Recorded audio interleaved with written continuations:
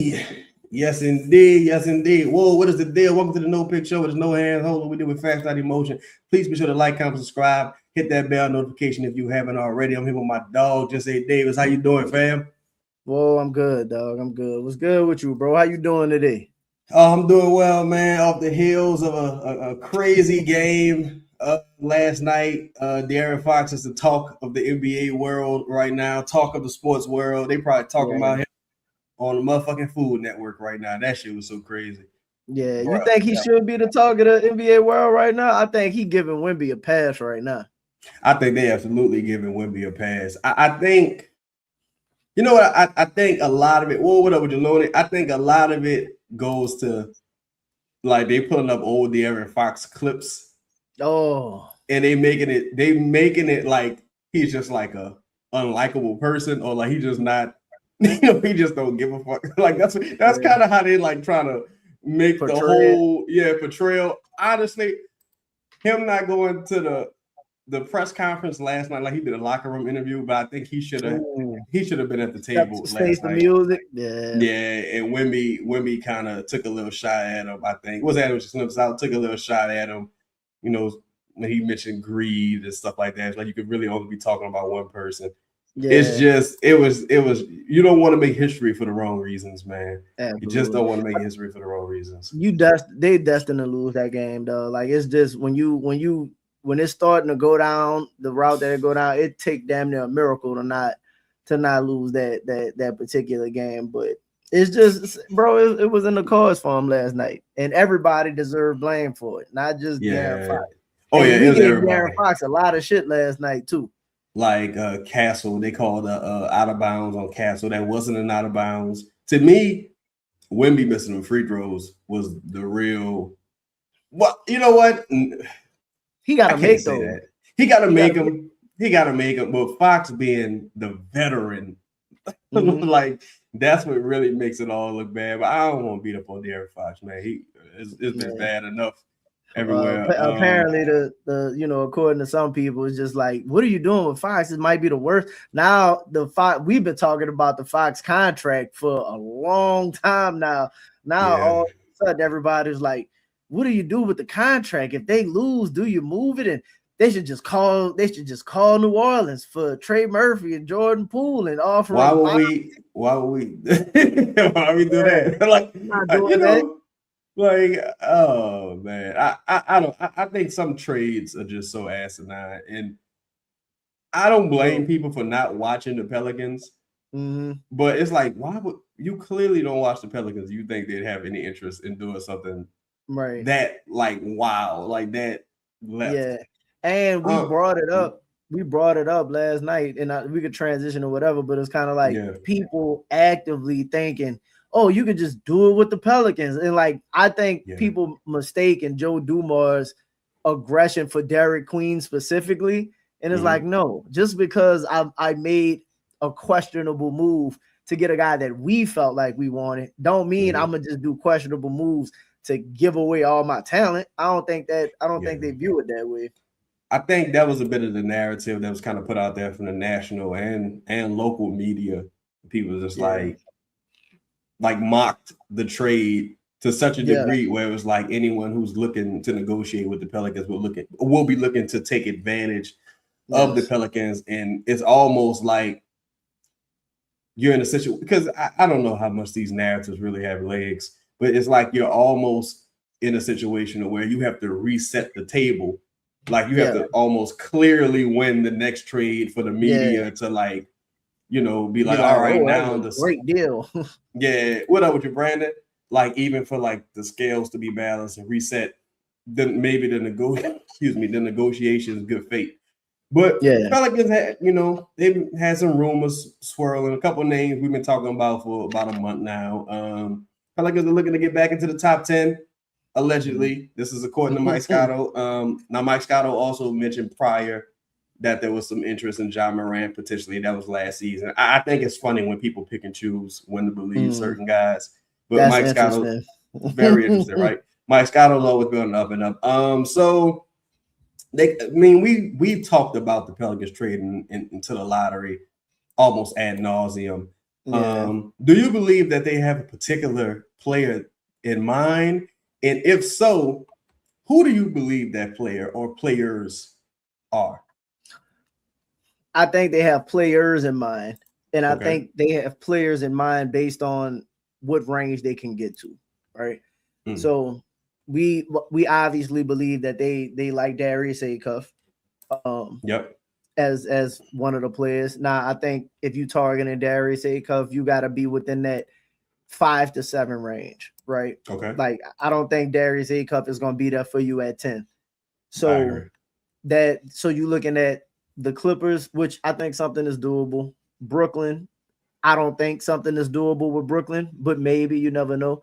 And then Sacramento, which Sacramento really needs. They need a point Sacramento, guard desperately. yeah. So I can't imagine them moving that deal. But Darius Acuff in that range.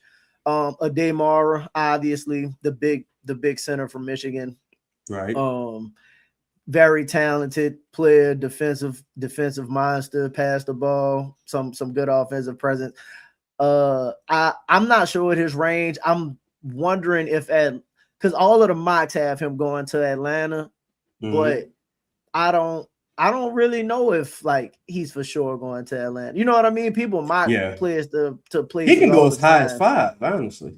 Exactly. I think again, if you got to 5, not saying you have to go to 5, but if you went to 5 and took Mara, I'd be completely comfortable with that as well. Like I can see the Clippers with them moving on from Zubac and Collins being a free agent. You know, you already got Garland, you got Ben Mathurin, potentially you bring it back. You got some talent in that building. So, well, what up with your fist? I wouldn't be shocked if they took Mara in that scenario. Yeah, he looks like a guy that could come in and start for you right now. You saw Zach Edey, and not saying he's Zach Edey, but you saw Edey come in and start immediately and have impact. You Definitely saw a higher pedigree player than Zach, more skilled than Zach at this stage.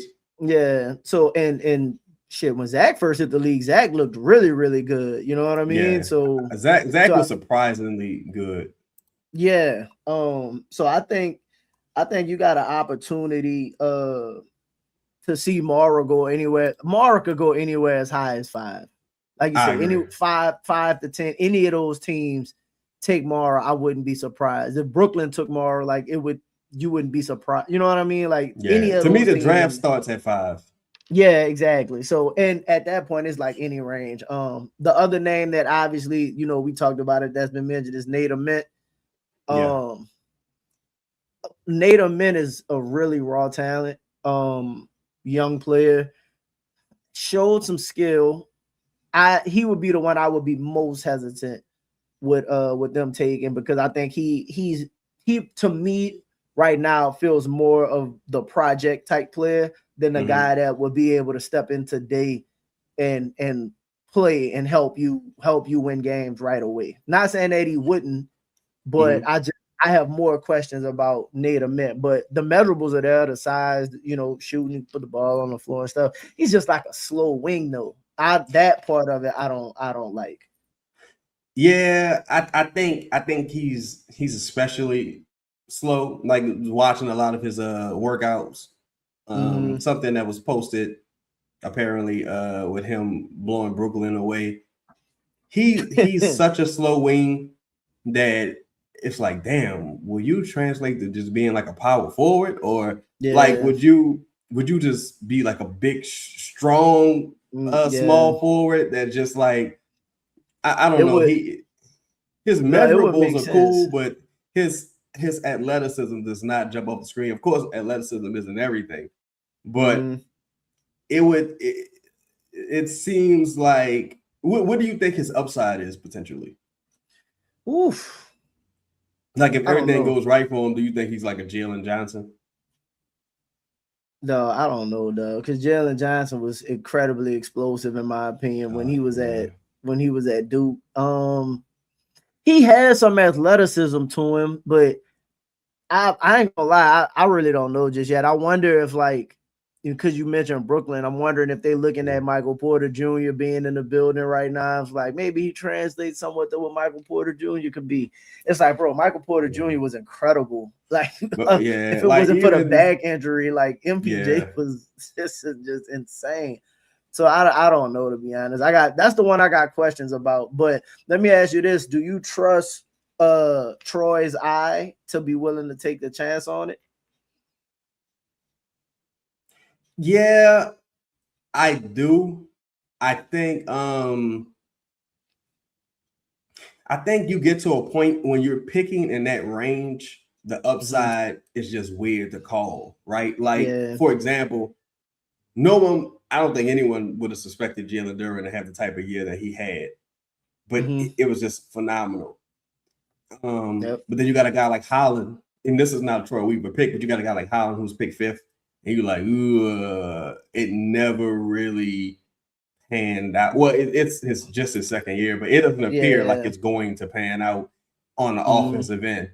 I think once you get into that range, it starts getting to the point where guys' floors get higher, but the ceiling is a little more difficult to realize. I think even like Trey Murphy, for example, floor high probably is better than some expected, but you're still waiting on him to take that next step to be like a bona fide fringe all-star. Again, Nate Amend's one of the first guys I saw. Everything doesn't jump off the screen with every player, but it's just, to me, 3 players that when I watched them, it just didn't jump off the screen at all was Dyson, Derek Queen, and Nate Ament. Let me ask you this. Let me ask you a question about Nate Ament to a degree. When you watch the film of like Nate Ament, and then shout out to Mike Morgan, right? Because I'm big on Trevon Brazile. Like, if you have Brazile, not saying that, because again, Nate Ament is projected to go in the lottery, but like, if you took Brazile instead of Ament, do you think there's like a huge gap year 1 or year 2 or anything like that? Like based off what you're seeing in the video so far? I probably gotta see more Nate Ament, because at this point I probably watched more Brazile than I watched Nate Ament. And that's my point right there. I think if they were the same, age, I think Brazile probably checks out as the better player. Now Nate Ament don't have a traumatic injury on his record like Brazile does. Yeah, I think if the price of admission was the same or the cost of acquisition was the same, my preference would be Brazile, because if I drafted him, it wouldn't cost as much. It would probably wouldn't cost as much for me to get a pick Brazile. And I have heard they have interest in Brazile. I have heard they like Brazile. The Nate Ament thing, I've just heard that from different people. Like that's not something that I've like. Now I've heard from quite a few people, but I haven't heard it like solidified just yet. Even with some of the other guys like Chris Sinak, another guy who projects to be maybe like a project 4 or 5 type player. Here's my thing. Here's my whole thing. I think again, when you're the Pelicans, you go with the highest upside possible in almost every situation, just because it's not a free agent destination, and you don't want to have to trade all of your assets to balance out potentially acquire talent. You don't want to have to trade all your assets to acquire talent. I think sometimes that takes getting a high variance guy, like a volatile player. Like if it works out with Derek Queen, awesome. If it don't work out to the point where he's like, people feel like the steak is worth the sizzle, then it's like, I need you to be better than what your projected floor is. With Nate, I'm not even sure what his floor projects to be. I haven't watched enough of them, but I know what Brazile is like. If you don't get better and you just are who you are right now, I like the player a lot. That's like, that's where I'm at. Like, it's a very usable player. If you size, like athleticism, if you don't get better, you're good where I'm you good. are. I could use you in my rotation immediately. Right. And one other thing that gets to a point, and not with just the Pelicans, just generally, right? Size is incredibly important. Like I think Carter Bryant could end up playing the 4, like for you in some instances. He's a very large wing.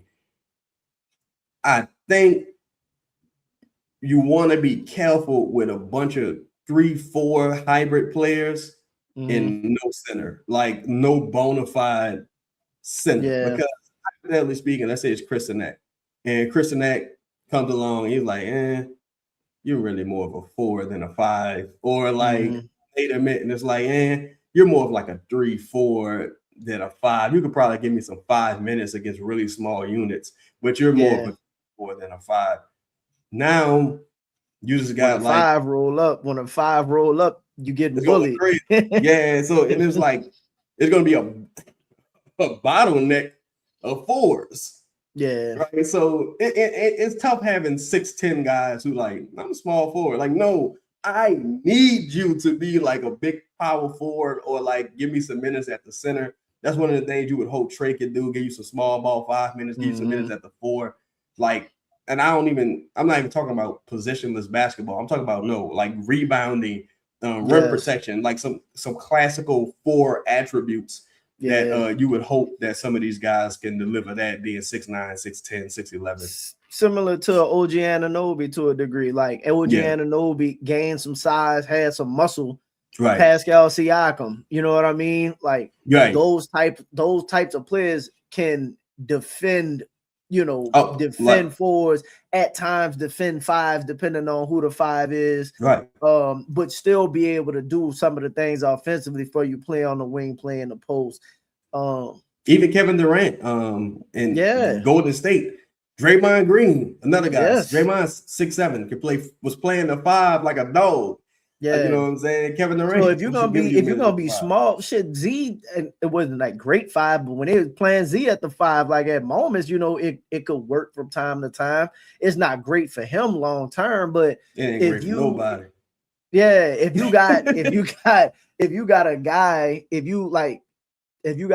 that might be on the shorter side, but he somehow knows how to rebound the ball and play defense and stuff. Like you said, we're talking about Draymond, depending on what your offense look like, you might be able to get away with some of that, but you got to be so incredible, like defensively, to do that, to where I don't know if it's necessarily worth it.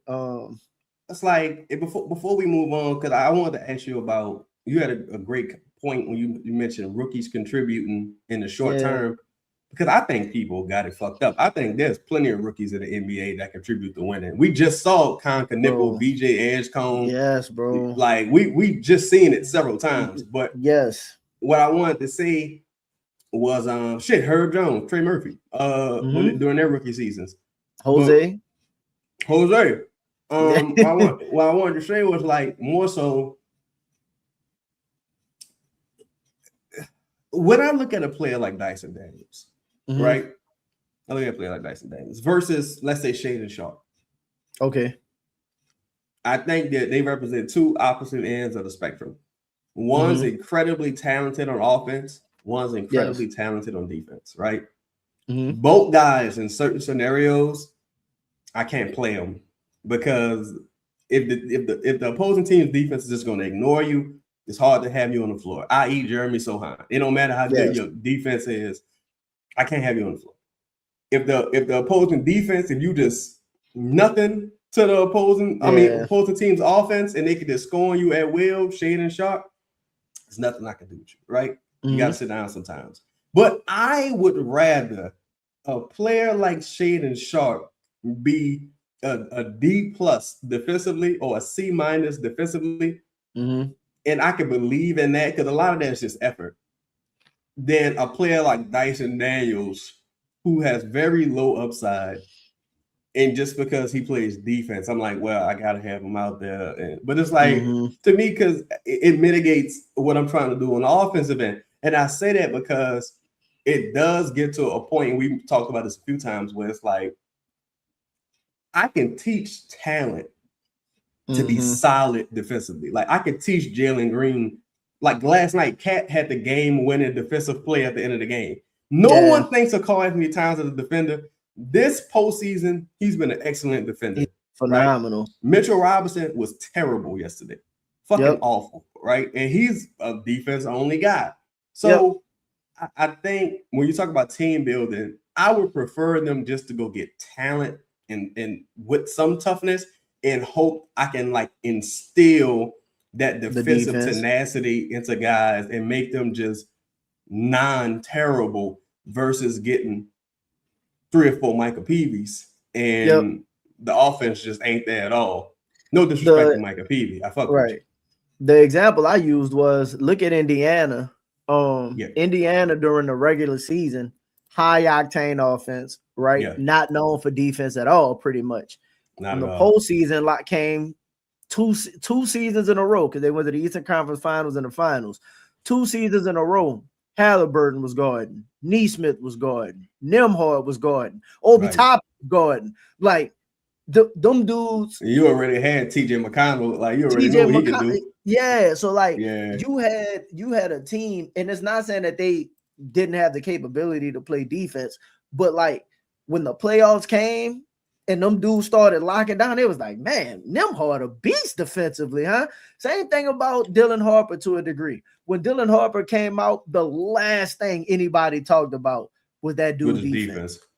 He's awesome defensively. And he's phenomenal. Awesome. He's phenomenal defensively. Like he's an incredible defender right now. So like again, when I look at, to use your point, like an example, like Shaedon Sharpe, could Shaedon Sharpe be a good defensive player? The tools are probably there, but you know what? Maybe Chauncey Billups sucks. Well, we know Chauncey Billups does. He was in court today. You get what I'm saying? Like maybe Chauncey just wasn't great at teaching the defense to players that weren't defenders. Because Tamani seemed like a great defender, like just naturally a good he's defender. Awesome. So like you ain't gotta go help. Like you just put Tamani on the floor and like hopefully his offense come along. A person like Shaedon, to Jamal Mosley's point, when his introductory press conference, he was just basically like, look, some of it is scheme, some of it is will, some of it is stuff that we could teach. Right. So if you took a chance on a player like a Shaedon Sharpe, and he was like, listen, I know this motherfucker can get 20 easily. I know he's one of the most athletic people out there. If I could get him in my scheme and make him a competent defender or even a plus defender, that goes a long way, bro. Even I always remember Shaq saying this. Shaq was like, man, I should have 6 rings. So I went to the finals 6 times. I should have 6 rings, I believe. I think, did they play the Rockets? Did the Rockets beat them in the finals? With Orlando. I remember Shaq saying this, and Shaq was like, man, they kept trying to double Hakeem. And he was like, and I was telling Coach, man, don't worry about Hakeem. He was like, no, we got to stop him. And I was like, they got to stop me too. Nobody's stopping me. So he's like, every time they double Hakeem, he kick out Kenny the Jet Smith, knocking it down. And he was like, stop doing that, coach. And of course, the coach didn't listen. I think when you talk about guys like Jalen Green, Shaedon Sharpe to a lesser degree, just even a guy like Zion, I think so much has to do with being a part of a winning program. And I think if you're a part of a winning program, the effort is there for everyone. Everyone's trying hard. I think long as guys feel like they have a chance, they'll go out there and work harder. Of course, with Jamal Mosley's defensive skills, he'll be able to instill that in guys, hopefully. And the scheme matters. Like absolutely. The defensive scheme, like I remember last year. Alvin Gentry when they went to the playoffs with Anthony Davis and Rondo and all of them that year. Bro, they like Anthony Davis was phenomenal and Drew was phenomenal, but like they didn't just have a bunch of like great defenders. But like Steph, like Draymond had to say, like, man, they run this, the defense is good, but they run like a real gimmicky kind of defense. I don't think it's gonna work on us, and it didn't work on the Warriors, right? But it was scheme that got them a long way, and they had a couple pieces to be able to implement. So like, and that's in almost any sport, bro. Like if you got like a good defensive scheme and principles, that's part of the issue. And you can tell Willie's defensive scheme was horrible. And then when they got the James Borrego, Yeah, shit. Look at what Boston was able to do this year. Boston doesn't have a lot of great defensive pieces. Peyton Pritchard started a lot of this season, and Yeah, no one's is gonna not think of known as him. a defender Yeah, at the all. defender guy, Hauser is not known as a defensive guy.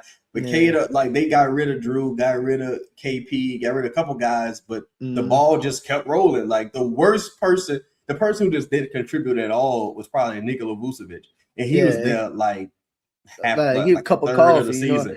know? Yeah, like he didn't really do nothing. So I wanted to ask you. I know some of the narrative is like the Pelicans bringing in rookies could affect the timeline. Personally, I don't believe there is necessarily a quote unquote timeline, but could affect the timeline, and rookies don't contribute to winning. What's your thoughts on that?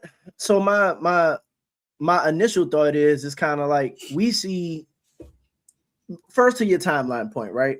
I think we're just in talent acquisition mode of all kinds, right? Right. If you find yourself, and I think this particular offseason, right? Like the offseason coming up, I think the Pelicans find themselves in an advantageous situation to be like, the way the league is right now, we might be able to find a way to get a top 10 pick. Like it's possible, but I don't think they came into this offseason saying we're going to, no matter what, we trying to trade back into the top 10. Right. But when Milwaukee pick falls where it does, and then the Clippers in their situation end up with 5, you know what I mean? You start looking teams at that, that's kind of like, like even with Dallas at 9, it's kind of like teams that are like, wait, you might not necessarily want to draft someone. You might want to win now. Yeah. So I think the way it fell, they kind of come into this offseason and was like, this might be an opportunity for us to strike and get one of these quality young players we think we was gonna be able to do. But to the point of when you add these players, bro, we see lottery players all the time, like in every year, even in bad drafts, come in and contribute. And not only do they sometimes contribute to winning as far as like turning around the franchise level winning, like, and it might not be as a star player, but like even as just like quality, solid starters or role players or something like that. You see it all. Though, let's go to the worst. Like recently, when people look at that Zach Ricochet draft with the 24 draft, right? 24 draft. So Zach wasn't good. You think Alex Saar right now can help a team? Oh, you froze. Say that again. I said, you think Alex Saar can help a team? I think Alex Saar could start on the Pelicans. Yes. Exactly. Like, so think about this, right? The Pelicans are just the Pelicans are just a bad team right now, right? And even if you remove us, if you put Alex Saar on a competent team, like the Wizards were the worst team, and then trying to tank. Imagine Alex Saar on, give me an average team on the Clippers right now. Imagine him on Golden State. Like, he's a real contributor on that team. Absolutely. Like, so look at that draft and that draft. So Saar, Reed, as much as people feel about Reed Shepard was playing minutes his second season, this regular season, and like was playing in the playoffs. They was using Reed Shepard like for a good little bit, right? Castle, we obviously know what Castle is. Rookie of the year, dog. Yeah, Holland. Like, even if we don't like Holland's offense during the regular season, Holland was a very good contributor to that particular team. Just in the interest of fairness, some of those are second-year guys, right? For as Holland, they are now, right? Yeah. But look at go back a season, right? The only Castle was contributing until Wemby went out. Yeah, right? Castle's a rookie of the year, so he absolutely was contributing at a high level. Connor Kadipple, VJ Edgecombe. Yeah, and I was gonna get to this year. Like, if I got to this year is completely different. All of these dudes were damn the starters, and you know, like these teams were in playoff contention and whatnot. And it's not to say that they are your best players, but no, they just contributing guys. They can absolutely come in and like not have you feel like you need to pivot to something completely different. If you got if you got a DeMar right now, it don't put you in a situation where you like, I have to change, I have to pivot or anything. It's just like, man, we might have just got our center of the future. And it fits seamlessly with what it is you have going on. Bro, people I'm sorry. Go ahead. Go ahead. No. But Yeah.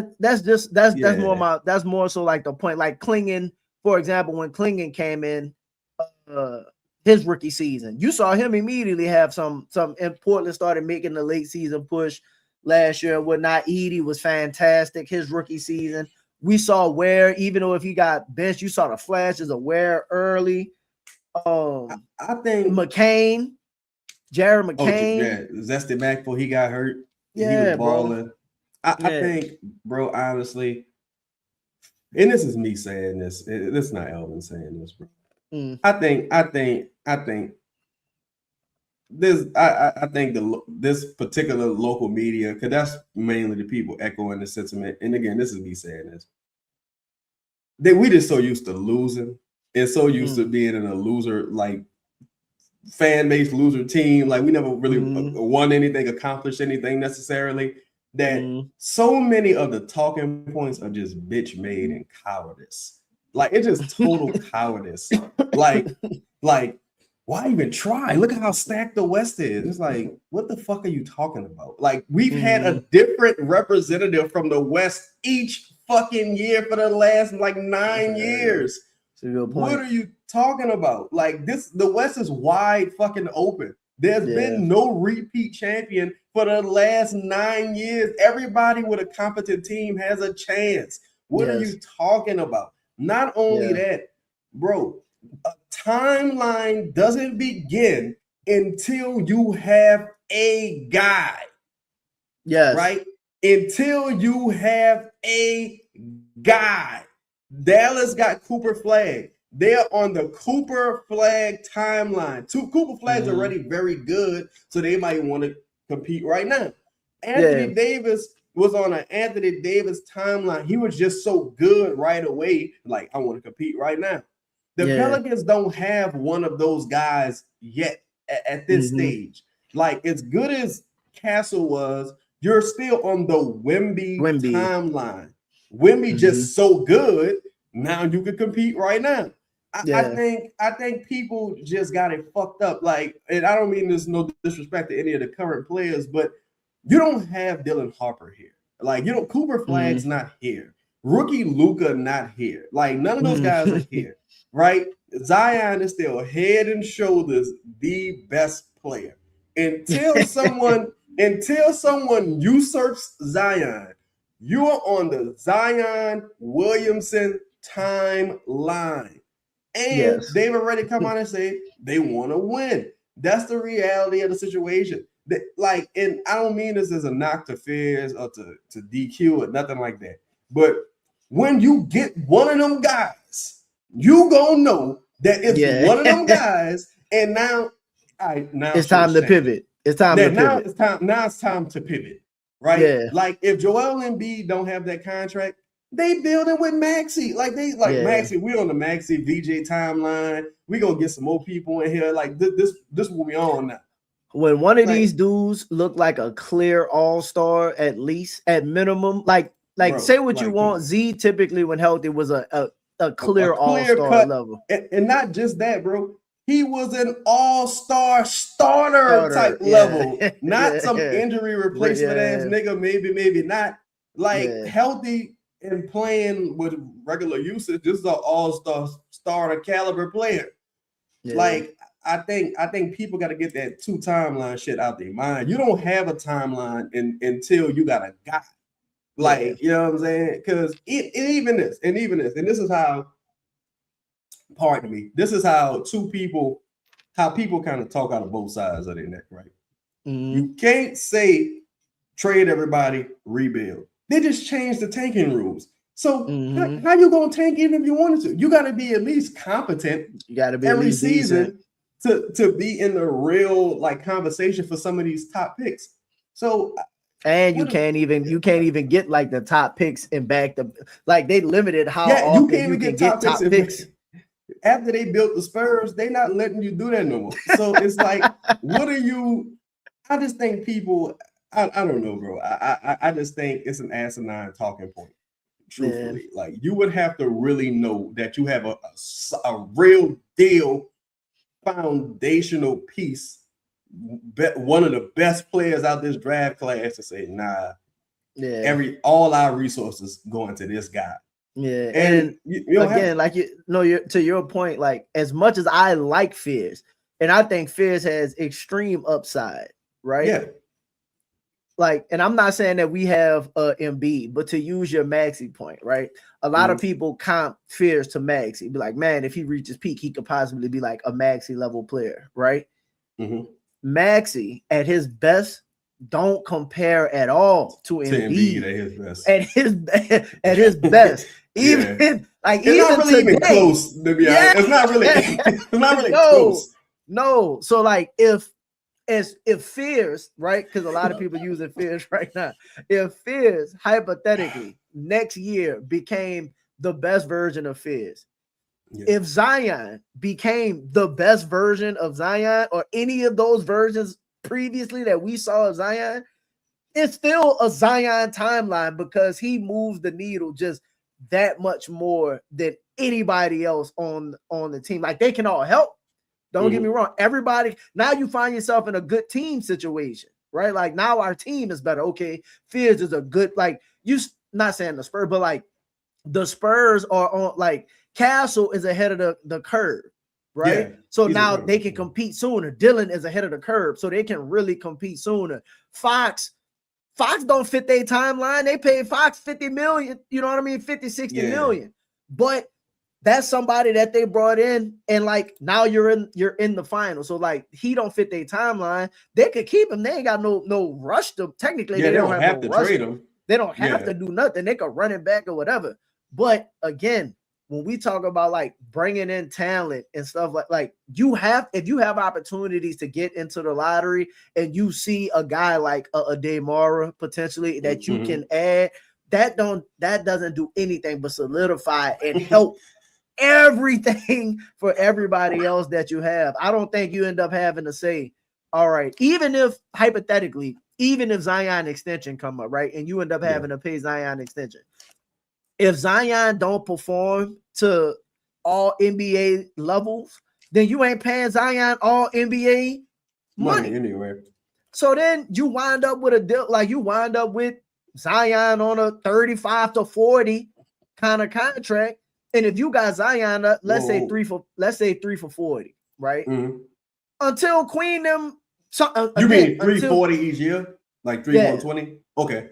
Yeah, 3 for 120, something like that. Like 40 each year. Until somebody says he's better than like that's still not a bad deal for that particular player until somebody shows that like it's worth him not being your best player. I just think generally, bro, I think people overvalue their own players and overestimate the talent levels of some players. Like when people say things along the lines like, well, if you trade for a draft pick, that kind of signals a rebuild. And it's like, no, because it depends on who I'm trading. Honestly, and I hate because I feel like this person's name comes up quite a bit, but if I trade Herb or DeJounte, you think this team worse? Like, no. Like them dudes, there's rookies right now that could contribute. Like this past year, I'd rather have Conquerable, Ace Bailey, VJ Edgecombe. The list just goes on than Herb. Kyler Murray Boyles was 9 or 10, bro, and was like playing playoff minutes contributing right now. What are we talking about? Like he was like the third best player on that team in the postseason. Like, what are we talking about? Like, you don't think Cedric Howard could help a team, like help a playoff team right now? Like, come on, bro. Like, what are we talking about here? There's several players from this past season that would contribute more, like rookies that would contribute more than some of the veterans on this roster. Herb Jones being one. I'm not knocking Jose, but Fears was to me just as good as if you put Fears, I give Jose credit because he's a different type of player than Fears is. Absolutely. And he's got years of experience also. Yeah, but I guarantee you if New York had Fears also, like this fucking series might be over. I think too. I agree because if you go back to game 3, well, they didn't play well. Like a lot of them didn't play well. I think the starters didn't do jack shit. I know Michael had 2 bad games in a row. Yeah. But the struggle with the New York Knicks is they can't advance the ball past the half court, and they don't have anyone that can drive and kick and penetrate the defense. That's Jeremiah Fears' calling card, right? Like that's if he don't do nothing else, he can dribble the ball, he can get into the teeth of the defense. And I think when people talk about rookie contributions, they're not thinking about roles. Like Tom Knipper was a shooter in college. His role in the NBA was a shooter. And he was one of the best shooters we ever seen as a rookie. Like just a motherfucker was exemplary. But he's like a 4th option, though. Also, that thing run through LaMelo, Brandon Miller, Miles Bridges, and then we kick to you. You knock that and you knock it down. So like, do your job. Just do your job. And again, when we talking about like competing and winning, like what are we trying to do, right? Like because this team won 26 games last year. Like if you turned around this year and won 42 games, that's significant improvement. No, people would be ecstatic. If you added, people would be like, "Oh my god!" Like, you got some people that would hate on it, but for me, I'd be like, "Whoa, okay." Let's say you go from let's say they go from 26 games to 42 games, but don't make the playoffs, right? You're gonna hit let's say they make the play-in, right? And maybe they make the playoffs or maybe they don't.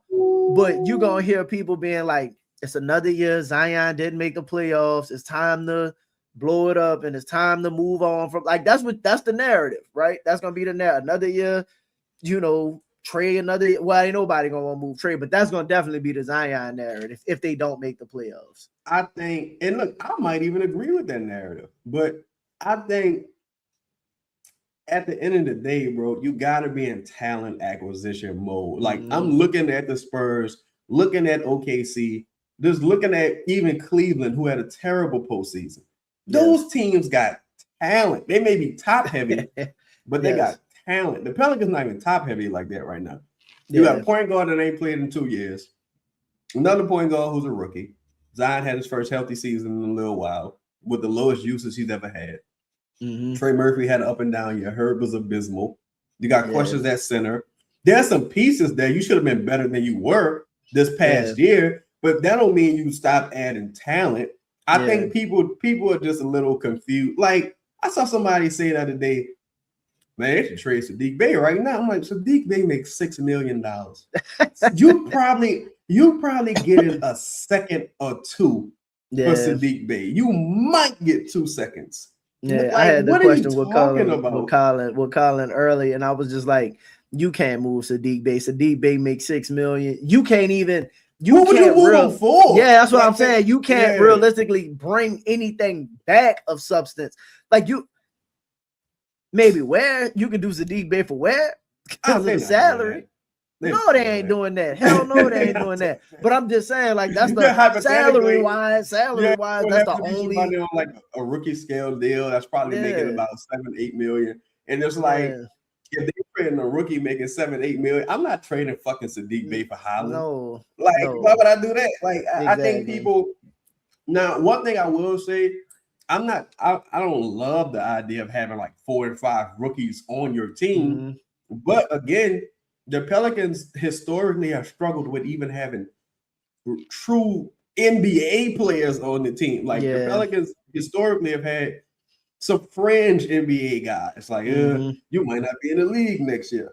Yeah, like you gotta go 100% all the time, or you're gonna be working at 5 guys.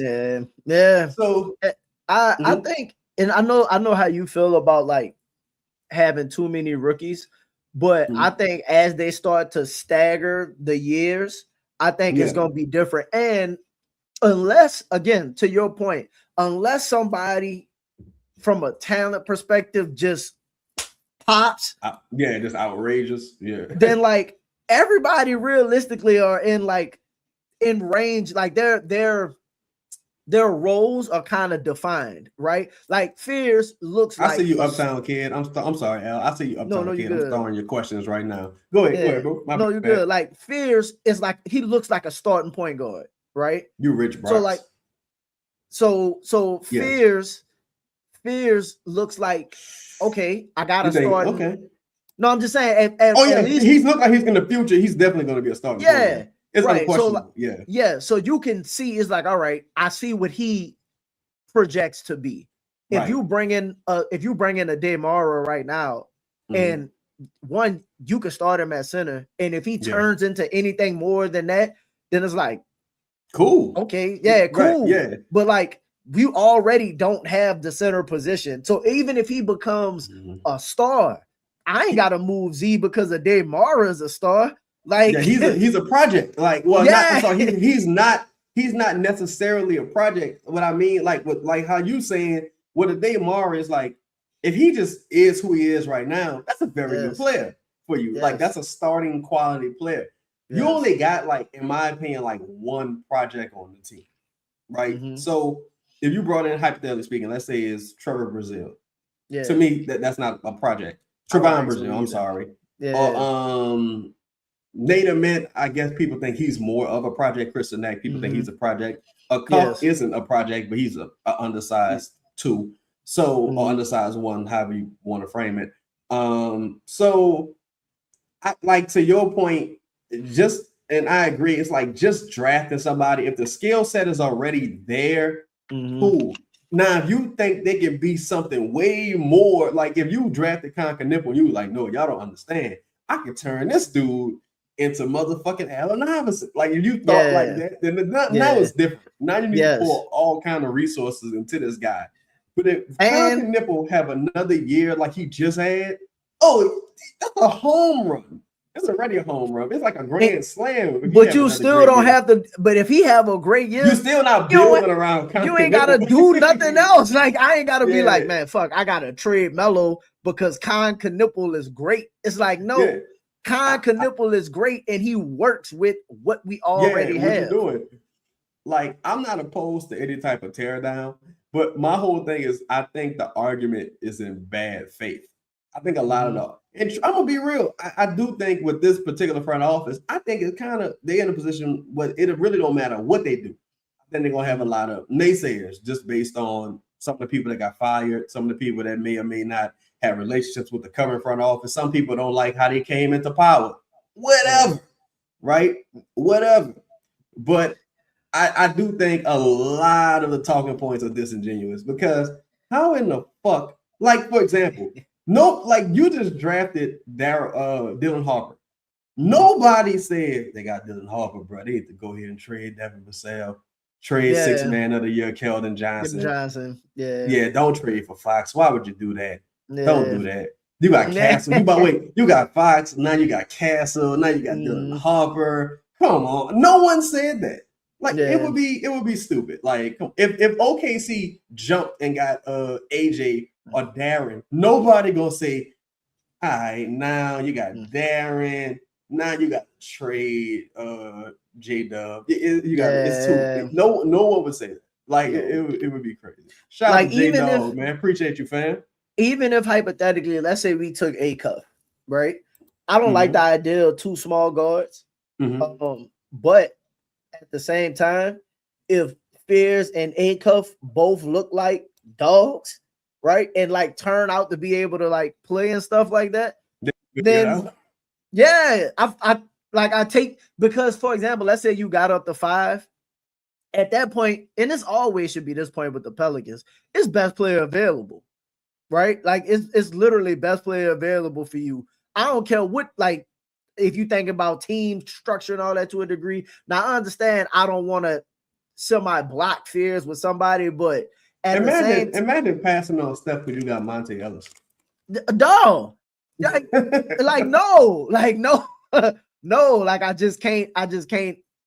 I can't logically explain that down the line. So, like, if I think A-Cuff hypothetically is about to be the next Dame Lillard or Allen Iverson, right? And he projects that way, and let's say the game's coming, he start playing that way, then somebody else either going to the bench or something like that. But I don't just blow my talent up, or I do what the Spurs doing right now. And A-Cuff maybe coming off the bench, same way Dylan Harper coming off the bench, and now my team is significantly better. I just need a good coach to be able to get my rotations together. I totally agree with you. And my philosophy with drafting guys like after the top 2, top 3, I just need you to be just good enough to where when Anthony Edwards become available, I can trade you. Like, or just because that's really when you're in a small market, that's really what it's all about, right? Yeah. I need you to like Brandon Ingram. You was okay as the number 2 pick. Lonzo, you whatever. Josh Hart, whatever. But Anthony Davis won't go to the Lakers. Y'all just good enough that I can take a picture with y'all holding them jerseys up. Like, just good enough. I can convince somebody that Eric Gordon for Chris Paul is going to work out. Like, I can convince myself. And I think that's what it's all about. Like, the problem with the Pelicans historically is when you draft Jackson Hayes and and some of those other guys, it's like, I'm sorry, I hate shit. Let me cut you off, but let me add to your point.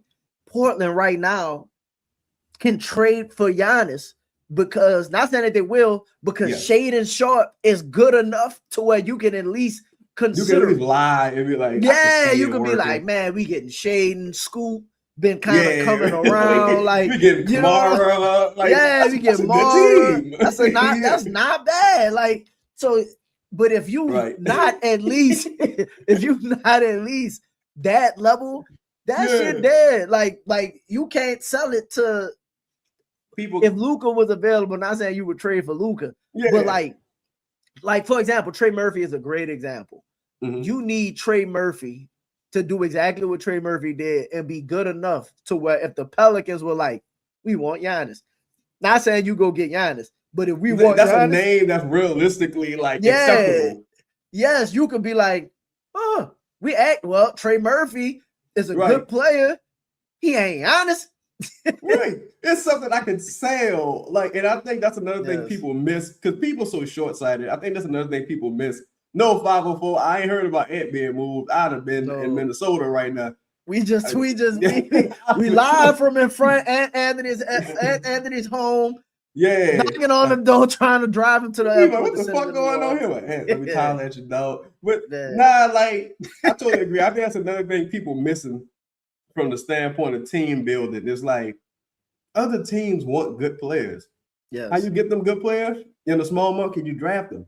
Yes. And like Buddy Hill, perfect example. You draft Buddy Hill. Buddy Hill was solid for you as a rookie. Sacramento loved the idea of Buddy Hill. Boogie Cousins disgruntled. You trade Buddy Hill. Like people got to think about the next move and not being short-sighted. You know what I'm saying? So like I get it. Yes, you can love. I love Fizz. I love Fizz, bro.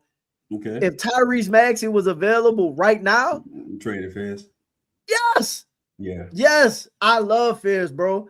If Tyrese Maxey was like, man, get me the fuck up out of here, dog. Like you not like so you keeping Fizz, you take Maxey or you keep Fizz?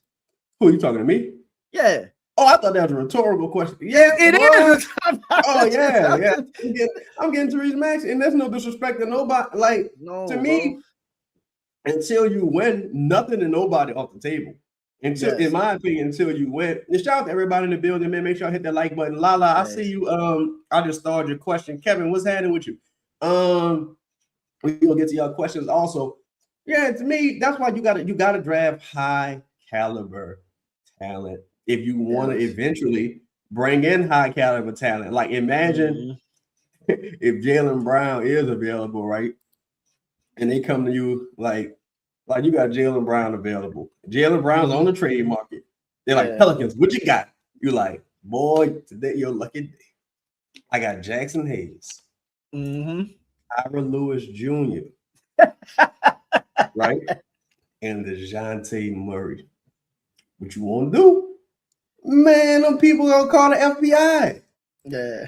They gonna call the mob. They gonna break your fucking legs. You gotta have something good. You sit in exchange. So I think people kind of miss that. So before we pivot, what's your favorite of the names rumored out of Naderman? Potentially Acuff, potentially Mara, and whoever. Maybe they come out of left field with another guy. You got Brazili. Who's another? I got names that I like. But I'll be honest, I've been watching like the rookie tapes all day. And like if we talking about top 10, right? I really like what Mara would do for the team because we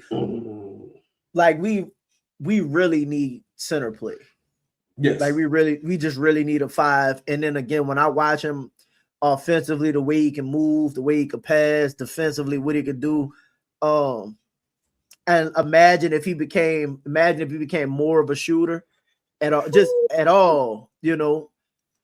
And that don't mean you still can't. I'm still going. I told you yesterday, I'm still targeting Ware, but I'm still targeting Ware. But if that's off the table, I think moving forward, you need Rudy Gobert. Like, say what you want about like Rudy changes. Rudy is a dog, bro. He changes the game. He changes like your team's trajectory. Like he just elevates it. Just being on the court. Edie, when he was on the court for Memphis, he changed everything for them. He changed everything for Memphis. Most teams can't account for like a big body like that. And again, the Pelicans, when we had JV, that's why the Pelicans looked so competent when they had JV, and JV was old. So I just think the impact of the center position and having a true big man and not just a regular big, like this dude 7'3". Yeah, he's a true big. Yeah, like I take my chances above anybody with Mara. I'm in total agreement. I think if it's not Mara, my second favorite, because I'm talking about just cost of acquisition, would be Brazil. I like to me, he looks like he got a healthy, maybe higher upside Larry Nance type skill set about him, can play some minutes after 4, got some dog. He really helped change that team when he recovered from his injury. They really missed him. Anthony Black spoke about him as well. I target both, man. I'm not gonna lie, because I think you could. I think you could get in that range and still get like a high second round pick. Or I guess it depends on where Mara goes, right? If Mara, and we're gonna get to a trade. Shout out to B Penton, because I had a trade similar to this. If Mara is still on the board at 9, I think Masai Ujiri is kind of dumb, to be honest. Not dumb from a standpoint like, you know, he's just a stupid motherfucker. But I think Uptown, that rumor been around for a long time. Uptown. They've been liking Native Men for a minute. Well, not even just Nate. Yeah, not even just Native Men. They've been like, the rumor about them getting back into the draft been around since mid-season. Yeah, like, and a lot of people made this point, and I think you do again, bro. You do a good job of thinking like, if they going to get back into the draft, I don't think get back into the draft mean I want pick 21. I think get back into the draft mean I'm going to get a guy. Yeah, I'm going to get a guy. If they like Trevor Brazile, like one of my things, and I'm glad the front office played this the way they did. One of my things was, like you just said, you don't get back into the first round just for the sake of doing it, just to be like, I got to pick this year. If you identify a talent, my boy's still, fuck it, I'm going to get him. Like, you know what I'm saying? Like, I think people got to give the front office a bit more credit for being strategic. Not saying you Uptown Kid, I'm speaking about like the coverage generally. And also, I totally agree with you. Like, as far as, to me, the only thing about drafting multiple first round picks is that now you're on a guaranteed, like, you got them guaranteed contracts. And also it's like the Pelicans do need to get a little younger, but also I don't know if you got enough assets to get 2 first round picks this year without just dropping your nuts and just being like, look, fuck that Milwaukee pick. Like, I ain't really tripping, because I put a lot of value in that particular pick. Or like, man, fuck these future first. Like, I'm trying to, like, hypothetically speaking, right? I'm trying to make a move now. Because now we can start talking. We can start talking a little, some trades, right? Shout out to everybody in the building. Hit the like button for us if you haven't hit the like button already. We appreciate y'all joining us. So hypothetically speaking, like I mentioned Masai Ujiri for a reason. He gave some crazy contract extension to Brandon Ingram, crazy contract extension to Emmanuel quickly, and he was immediately fired after that, right? So even the Kawhi shit, like you mentioned it the other day, like and somebody else mentioned it. I'm like, bro, if Kevin Durant don't tear his Achilles, then you traded for Kawhi for nothing. But you want so fuck the whataboutisms or what ifs. Yeah. So I say Herb Jones, right, in a Mhm. future top 8 protected pick, because Dallas don't really have future picks right now. Yep. For Klay Thompson, who's expiring. Yep. And number number 9 pick in the draft. I do it. What say you? I do it. You do it? It would have to be for me. Mm-hmm. It would have to be a draft day trade because I need to know who. I need to know my guy on the board. I need to know my guy. Yeah, like if my guy just went, then it's like I don't know. I'm not doing the deal just to do it, but if my guy is there, I'm absolutely doing it. And like you know how I felt about Klay. I think Klay could bring some veteran leadership. I think Klay don't shoot on a championship level, but he could shoot on regular season. We might be playing from time to time, get you some, like he's still Klay Thompson to a degree. Like you ain't got no reason not to send Klay out there. He can't start, but even me, I'm thinking even like Klay, if it's gonna be a problem, I'll buy you out. Go on about your business. You want to take a $10-12 million buyout? Go on about your business. Listen, bro, I'd be quick to try and redirect Klay to back to Golden State. Yeah, or I'm like, all right, well, go to the lake, go to LA where you wanted to be anyway.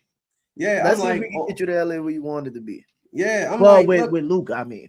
Yeah, I'm like, look, man, if you don't want to be here, let me know now. I'll find somewhere for you to go. I ain't really tripping, Klay, because I think ultimately Klay playing for a tanking team now. The only thing is, well, not tanking. They tanked last year, but it's like the only thing is you're in a tax-free state, and Dallas is a lot nicer than New Orleans. But it's like, well, Klay, if you want to go on about your business, cool. Like now, I got your contract, and if I add that to Jordan Poole, hypothetically speaking, that's 52 million. Yeah, about 52 million in expiring salary. I'm going shopping, dog. Yeah, like it's things I can do with that money. And if you want to stay, cool. Yeah. Like top 8 protected pick in 2028. I think the way they building this roster, you certainly don't anticipate your team being bad anyway. And it's top 8 protected. So basically you just trade it in another draft for this pick. Like, you know, you know what ends up happening also is teams like the Pistons, right? The Pistons, Cleveland. What's another team that's like good, but like you find yourself in a position to where it's kind of like if you can get enough talent and become solidified, like your picks won't be as valuable anyway, right? I think like, OKC, like if OKC didn't have other teams' picks, then they're not gonna have no valuable picks. They got stockpiles of other people's shit. But like, take it for example, a Knicks pick don't mean nothing. Like Milwaukee picks historically with healthy Giannis don't really mean nothing. Like they only mean anything now is because Giannis had injuries. The best player got injured, yeah. Yeah. So like, and down the line, you have some value with those. But like most times, if you build it right and you make a couple good moves now, again, if Fear's Queen and let's say Mara pop while Z and Trey are still here, and some of your other things come in line, like okay, it's a good team. You might find yourself in a position where it's like, especially with the new draft rules, I think you're gonna have other teams falling themselves. You might find, and then the West is weakening if Minnesota leaves. You know what I'm saying? Memphis leaves, and you got 2 expansion teams, which is a whole episode by itself, bro. Expansion teams take them a while to get going in the West. Thanks. You find yourself number 6 in a heartbeat, number 5 in a heartbeat. And also, I think you're at a point where you kind of need cheap contributing labor. Like you can't keep having $30 million guys who don't play like $30 million guys, or $40 million guys who's not delivering on that level. Like so, ultimately, I don't think the Pelicans, especially in the short term or in any risk of being a tax team. Like for all the people like you won't pay the tax. I'm like, you don't pay the tax for bad teams. Yeah. Like you're not like even if I'm trying to think somebody who make, but like if they traded for Evan the Hornets have never played the tax either. Well, the Hornets, yeah, they bad teams. Like, like Yeah. Evan Mobley, for example, like the Kings are the ones paying the tax, and that's not Scott Perry doing. Scott Perry just got there. Yeah. You know what I'm saying? Scott We Perry got to get off this money. We gotta get off this money. He inherited a fucking mess. If you Joe Dumars, you inherited the DeJounte's contract. Like, you inherited the CJ McCollum situation. You inherited Zion. You inherited the Brandon trade. You inherited the return for Brandon. You inherited had to let Bruce Brown walk and Kelly Olynyk and what have you. So I do think, again, they got a lot of avenues to building a very good team. So that's just. I still love that team we built last night, boy. That's the team right there. Official. Wiggins and Ware. That's the squad. And it's realistic. That's the thing. It's realistic. Now, but the crazy part is, I only really know. Like, I don't get into that. Oh, let me throw one to you real quick. Me and Cullen had shout out to Cullen, man. Y'all check out this show, Jock Talk 504. Hey, so we went with a straight menace team, right? Okay. a team full of menaces. We went. I don't remember how we did it, but I think we sent Trey to, and I don't know if this happened or not, but we sent Trey to Detroit for Asar, Stewart, and Robinson. That's too much. You think so? That's too much. I ain't gonna lie. Who would you take? Let's say Asar and Stewart, even if you take Robinson off. That might still be a little too much. The fact that Asar, who can't get a bucket, like Detroit would say no for Trey, is insane. The reason I think that, now I'm not saying they absolutely would say no, but the reason I think they might is because, what was that the most hated? I don't think they need a Trey Murphy type player. I don't either. They need a shooting guard. Really, they need somebody who can handle the ball. Right. That'll be giving up their whole identity. I ain't gonna lie, boy. But they love. Apparently, they love. Let me ask you this: are you trading Trey to Detroit without Asar? No. So that's, at the end of the day, that's what it boils down to, right? Like, I need Asar, and we need salary.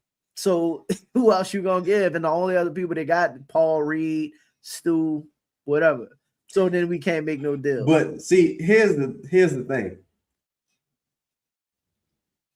I'm not trading Trey for Asar either, though. Like, no. We don't do that deal. No, we're not doing this deal. Yeah, like for me, I'm like, I just don't believe in investing in defense only players. Like, I agree. If this is Amin Thompson, then the conversation is different. I'm like, yeah, I'll do a 1-for-1 in that deal probably. Right. But with Asar, no. So humor me for a second then. How about that? I'm with you. All right. So trade for Asar and Stewart. Let's take Robinson off. So trade for Asar and Stewart.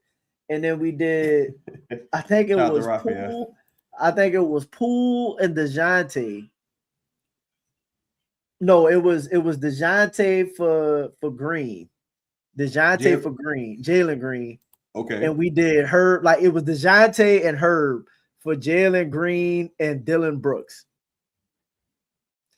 And I think you ended up having to throw like Hawkins or something in there, something like that to make the salary work. And then we swung around and sent Poole and I can't remember. I think it was like Poole and maybe Eves or Poole and somebody for Ja. Right? So the line, so check it. So the lineup. Excuse me, I'm sorry. So the lineup, and again, you could throw picks and stuff. So some of that shit, depending on how it worked, is not realistic, but realistic because you could see a DeJounte for Jalen Green. Yeah. Right. You could see, depending on how they view Asar, like I wouldn't do trade for Asar, but if you want trade that bad, I need Asar. Like that's, you know what I'm saying? So ideally the lineup was, and this shit is funny. And then we used the Milwaukee pick and got Kel'el. They used the Milwaukee pick and got Kel'el. Okay. So your lineup was Ja, Jalen Green, Dylan Brooks, Zion, Kel'el Ware, and your bench was Fierce, Queen, Asar, Stewart, and Sadiq Bey. Talk about like listen, that sounds like this was that's what I said. I said, bro, that's a team that'll just beat up everybody, bro. We be teched out. They be teched out and suspended by the first 20 games. Well, go ahead. What your thought was? That's a talented, tough, terrible team. No. That's a talented, tough, terrible team. I only say that because I'm like, I was watching some Jalen Green footage today, and I was like, Jalen Green is not a very good player. Really? Jalen Green, because though, if one of them could shoot, I'd be like, now wait a minute. Like Dylan Brooks to me is a culture guy, culture changing guy. Yeah, but I got Dylan and Ja. Them two, we already saw they did in Memphis. Yeah, dogs. I think where Jalen Green and Asar off the bench. I think Jalen Green and Asar, that's where it gets to be too much for me. right, because I'm like, well, I can't have both of y'all. I'm like, if I got Asar, well, I'm sorry, if I got Jalen Green, oh my God. Now I'm kind of just leaning into defense, not my identity. Bro, that's why I said this team would be a menace. Like defensively, bro, like that's not a wild team.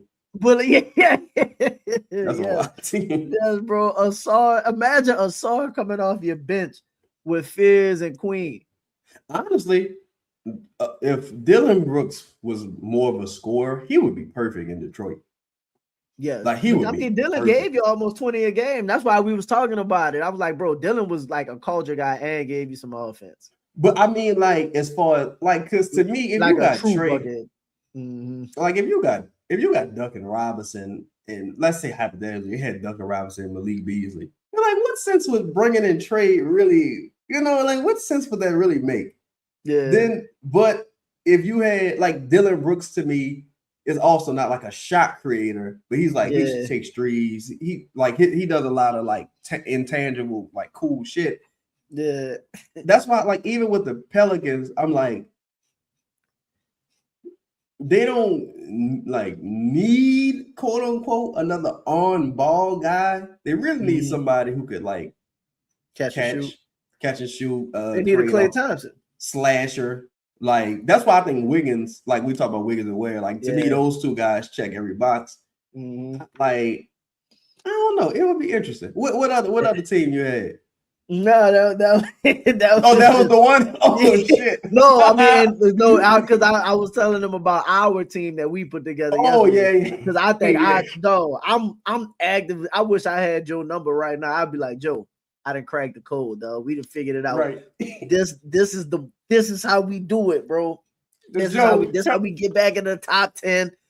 Though. We're gonna be on Sports Center, Joe. This is the one. Look, I think, bro. To me, that team will be volatile. That will be an excellent team. To me, every trade got like a 99% chance of not happening. Because this is really like fan fiction. Now, some of it is educated guesses, but for the most part, it's like fan fiction. But that would be a hell of a team, bro. I think that's Cole right there. Shout out to Cole. What up, Cole? We might drop the link tonight, bro. Appreciate you. Cole said teams interested in DeJounte, Bucks, Toronto, and Houston. I saw that on the NBA trade report. Rumor page. You don't trust it?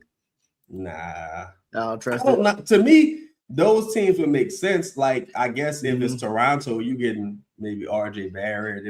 I don't know why the Bucks would have any interest at this stage unless you keep a Giannis. For Houston, it makes sense for Fred VanVleet.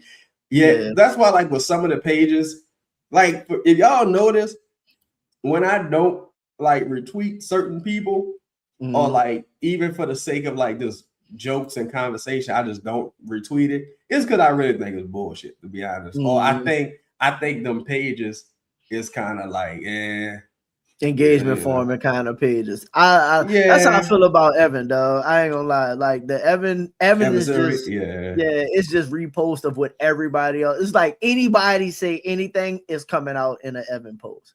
So like I had to unfollow. I ain't gonna lie, respectfully. I had to Bone in Minnesota. Yeah, I think he's a free agent too. Yeah, Bone Highland, man. Bones got potential, bro. He I don't think he got no potential no more. Well, I mean, he is what he is. You saw him playing for he played for Minnesota in the playoffs. That's another type. Just when we talk about players, like I think he just is who he is. Like, yeah, it's like if you want that style of player, right? Like because when he was in Denver, he was okay. He was okay in Denver until they decided to get a little more. Yeah, the Clippers, he was okay. They decided to not play him no more, and then Minnesota, he was playing in the playoffs and whatnot. So it's just kind of like look at him talking about our minutes team. We just spoke about it. That's a crazy team. Yeah, I think like Bones Highland, Cam Thomas, ultimately Jordan Poole's actually won, but Bones Highland, Cam Thomas, like that combo guard that's like score first, not a ton of ball distribution. I think that type of player is becoming a pariah. Not even obsolete. I just think it's becoming like a pariah in the NBA because you see so many of them, like kind of halfway out not even halfway out the league, but like, damn, what you do with this guy? What you do with that guy? Like, if you're not a sniper from beyond the arc, and you get all your buckets in creative ways as a combo, I gotta let you do your thing. Yeah, I gotta let you cook it like on the second unit, maybe. Yeah, like I think all of those players, Jordan Clarkson, bro. I think we might never see another, unless Poole would be like, that's what I want to be. Like, I think Poole got potential to be that. And I think Poole got potential to be a better version. Yeah, I think, bro. I know people be wanting to move Poole, but like, I like Poole. If I got Poole on like a 3 for 20 type deal, something like that, bro. I've seen. If you could just play competent basketball as a team, he can help you, bro. Like, he can help you. One of the things I was told, bro, is that, and I guess, people can believe me and not believe me. I was told that Jordan Poole felt like the coaching staff didn't have no structure or direction.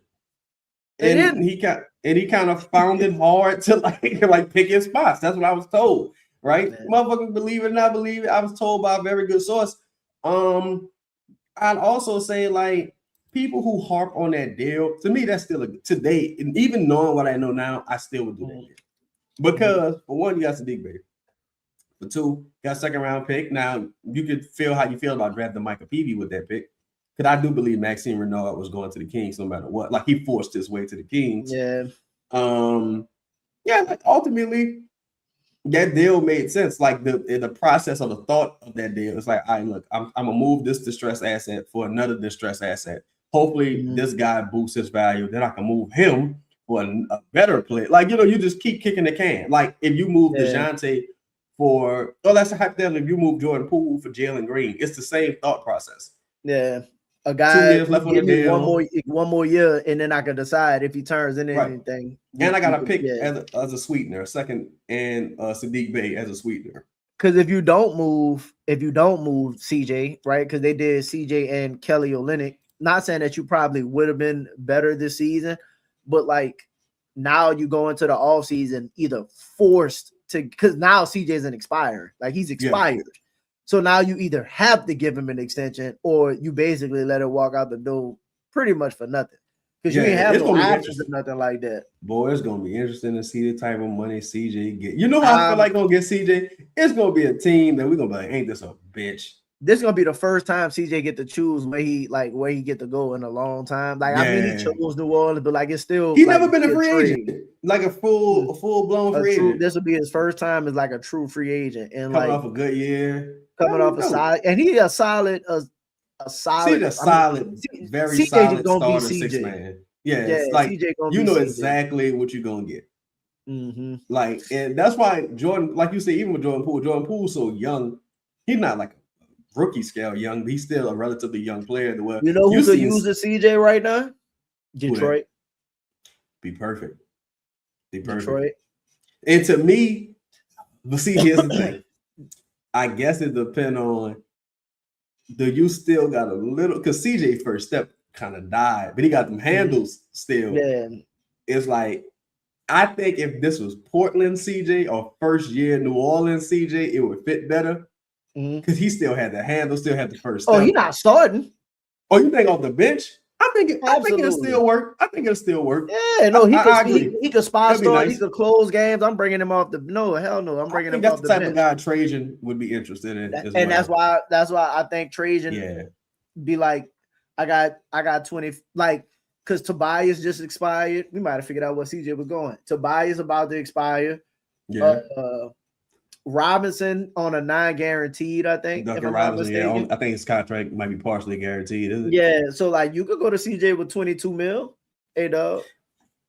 Hey, you might not take that much, but CJ gonna take them because CJ like that money. He'll take that money. He ain't ready to. And he want to win, an opportunity to win. Yeah, maybe he better. Dennis Jenkins was starting. He might start over there. To be honest, I can see a world where he's starting. What? Cade, CJ, Asar, Tom, Duran, and who was they for? I don't remember. Probably if they keep Beef Stew. Yeah, but he wouldn't even start towards the end of the season. To me, that's the thing. Isaiah Stewart, and like even just talking more about the Pelicans, if they had interest in Isaiah Stewart, he's such a difficult player to evaluate to me because to me, Isaiah Stewart is like if Mitchell Robinson was good. Like, because it's like, you like, damn, this dude can play. He don't rebound really, but in his minutes, he's extremely impactful. Like, and you see his impact. But it's like he's such a mid player. Yeah. It's like, how do I fairly evaluate a trade for him? I can only see myself really trading someone who had slightly more positive value. Like if it was Herb for Isaiah Stewart, I'm like, yeah, of course, let's do that. But there's almost in my mind almost no iteration of an Isaiah Stewart for Trey Murphy trade I would do. Nah, if I could do Herb for Isaiah in 21, I'd do it. Oh yeah, fucking right. Yeah, because I could take Brazil probably. Yeah, I take Brazil at 21. Nah, that's why it's gonna be interesting. Like just for conversation's sake, like for a guy like DeJounte, maybe you go get RJ Barrett. Now I ain't gonna lie, I'm not mad at a starting lineup of like you probably gonna bring in a veteran point guard, but hypothetically speaking, let's say Fierce, RJ, Zion, Trey, and you figure out your center situation. I ain't mad at that at all. Like that's a solid. I like RJ. I told you before, I think RJ got dog. Like I think RJ a monster. And also RJ gonna play every night. He's gonna go hard no matter who they like. It's almost I look at RJ like bringing in Julius Randle, right? Good, solid, trusted guy. Like yeah, bro. Like I know what you gonna. I can trust you to go out there and deliver no matter who out Julius a little more high a little more high maintenance. Yeah, he a little more high maintenance to me because you gotta like I think RJ got ego, you know what I'm saying? But RJ looked like a team guy as well. Well, I meant high variance, like because sometimes Julius Randle just been fucking terrible. I ain't never seen RJ like. Well, I guess we just comparing RJ by recent. Yeah, RJ been bad, but I ain't never. Listen, when RJ was when Jalen Brunson got there, RJ was very instrumental in them initially turning around the Knicks. No. Like I would say, RJ in Toronto has been excellent. Yeah, the last 2 years. Yeah, I think that was a good move for them. And in the playoffs, you can argue he was just as good as Scotty Barnes, if not better. I think RJ is probably the MVP. Honestly, absolutely. Yeah. I would do that. RJ for DeJounte. I like RJ at 2. He could get downhill, could shoot the ball. He's a scorer. He gonna try on defense. He's not like an excellent defender. But see, that's the thing too, bro. I think people gotta be a little more realistic with who we think guys are. Because there are people that would say, well, DeJounte's better than RJ. Like, no, he isn't. For one, he isn't. And for 2, he ain't played. I don't say it to be mean. It's like he ain't played in 2 fucking years, bro. Like that counts for something. Yeah. Like, you know what I'm saying? A nigga that ain't playing 2 years, that matters. That's not a non-story. Like, you know what I'm saying? It ain't like, well, Kyrie missed all year with her. It's like, it's Kyrie Irving. Like, we're not talking about like when you see this hat, I got all like this Kyrie Irving. Like, you know what I'm saying? We're not talking about just another guy, Jason Tatum. Yeah. Jason Tatum. Yeah. we not talking about like what we talking Jason about Tatum, Tyrese Halliburton missed all last season. Yeah, it was like, yeah. So fucking what? Yeah, so like, all right, what's your point? Like, you know what I'm saying? So this is more like Victor Oladipo type conversation. I honestly think like RJ players like that are the type of like Sadiq Bey is that type of player to me. Sadiq Bey is a RJ type player, and you see, yes, bro, just somebody you could bring in is going to like because where we're trying to start off being, those are the kind of guys that you really need to target. Like, and again, you don't have, bro. If you got Sadiq Bey, RJ Barrett, Trey Murphy, Zion, you know what I mean, and then you take Mara or something like that. Excuse me, and then you know maybe you like that's why we were so like with Wiggins. Like, dog, Wiggins is just to me he's just like that. Like he's one of those guys. Yeah, he's one of the quiet. No, those. I come to work, dog. Like, yeah, bro. I'm on both sides. I'm solid.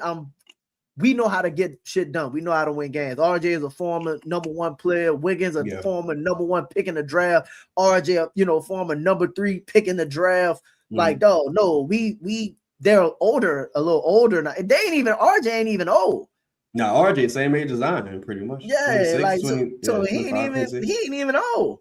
That's why I think. I'm sorry. Go ahead. My bad. Nah, I'm just saying, but that's how you get your shit to the next.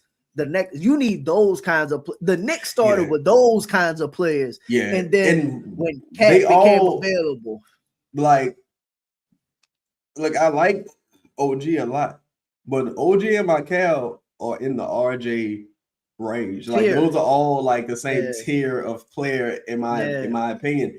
Some you may think have higher upside than others, but OG doing it on a much larger stage. But OG had just as good a postseason as RJ Barrett, in my opinion. Like RJ Barrett had a hell of a season in postseason to me, because when RJ Barrett was out for Toronto, they missed RJ Barrett like significantly. But yeah, that's certainly a team I would be interested in. Shout out to Coach Corey, man. Coach say I really want to see what the Sacramento Kings do during the trade season. I know they're sellers. Somebody kind of point guard of some sort. I think they're gonna if a cuff make it to 7, I think they're gonna get it. Yeah, I think it'll be a cuff because Brooklyn Chicago, not Chicago. Brooklyn can't take a point guard, huh? Not with Igor Denham. I forgot. I'm trying to remember who got 5. Chicago got 5. Clippers. No, Chicago got 4. Clippers got 5. They said Clippers like Mikael Brown. I thought I heard him say they like Fleming. Even still, it's another point. Yeah, another point. There was like what you do with Darius Acuff. Like, you know what I'm saying? And bro, they got like 3 point guards in that range that like a lot of people like. That's why, and again, you don't have to go by like the draft not like scripted necessarily. You don't have to go by like where people are picked. But that's why I wasn't really tripping on like that draft pick. My thing is like I would like to have it so I could have traded in a draft in Mara, but Mara is more of a newer phenomenon. Like that's not something nobody talked about Mara during the season. Yeah, nobody. People like, hey, this guy I've been watching. No, you fucking wasn't. No, nobody was talking about Mara during the season. He went to the fucking combine, looked phenomenal. Michigan won the championship. That changed everything. And then it was like, where's this? He's been defensively one of the best.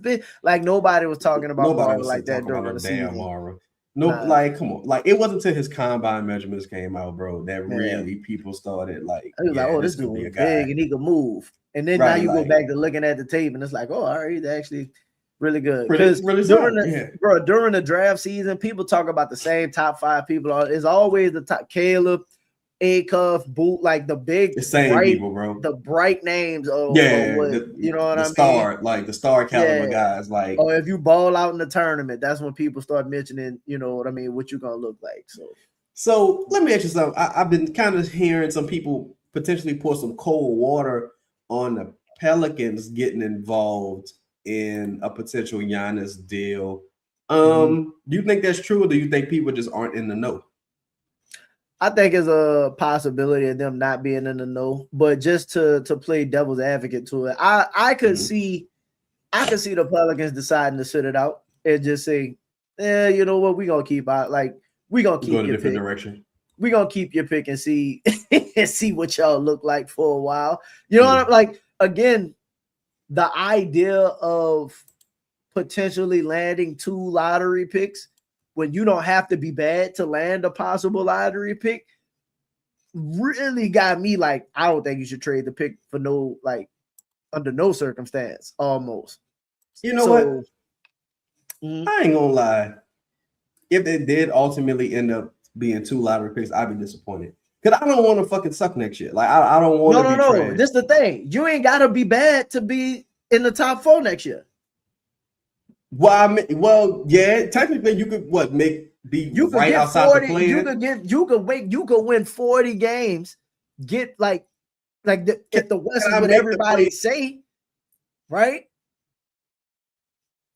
If I want to be in the playoffs next year, honestly. I do too. No, I do too. I'm with you. I do too. So I'm just saying you could make significant strides, be a 40-win team, and just possibly be right outside, because you know sometimes in the West winning 14 more games is significant though. Like you just said, that's significant. It might take 49. Sometimes it might take 49 wins to get to the 10 seed, or 48 wins to get to, you know what I mean?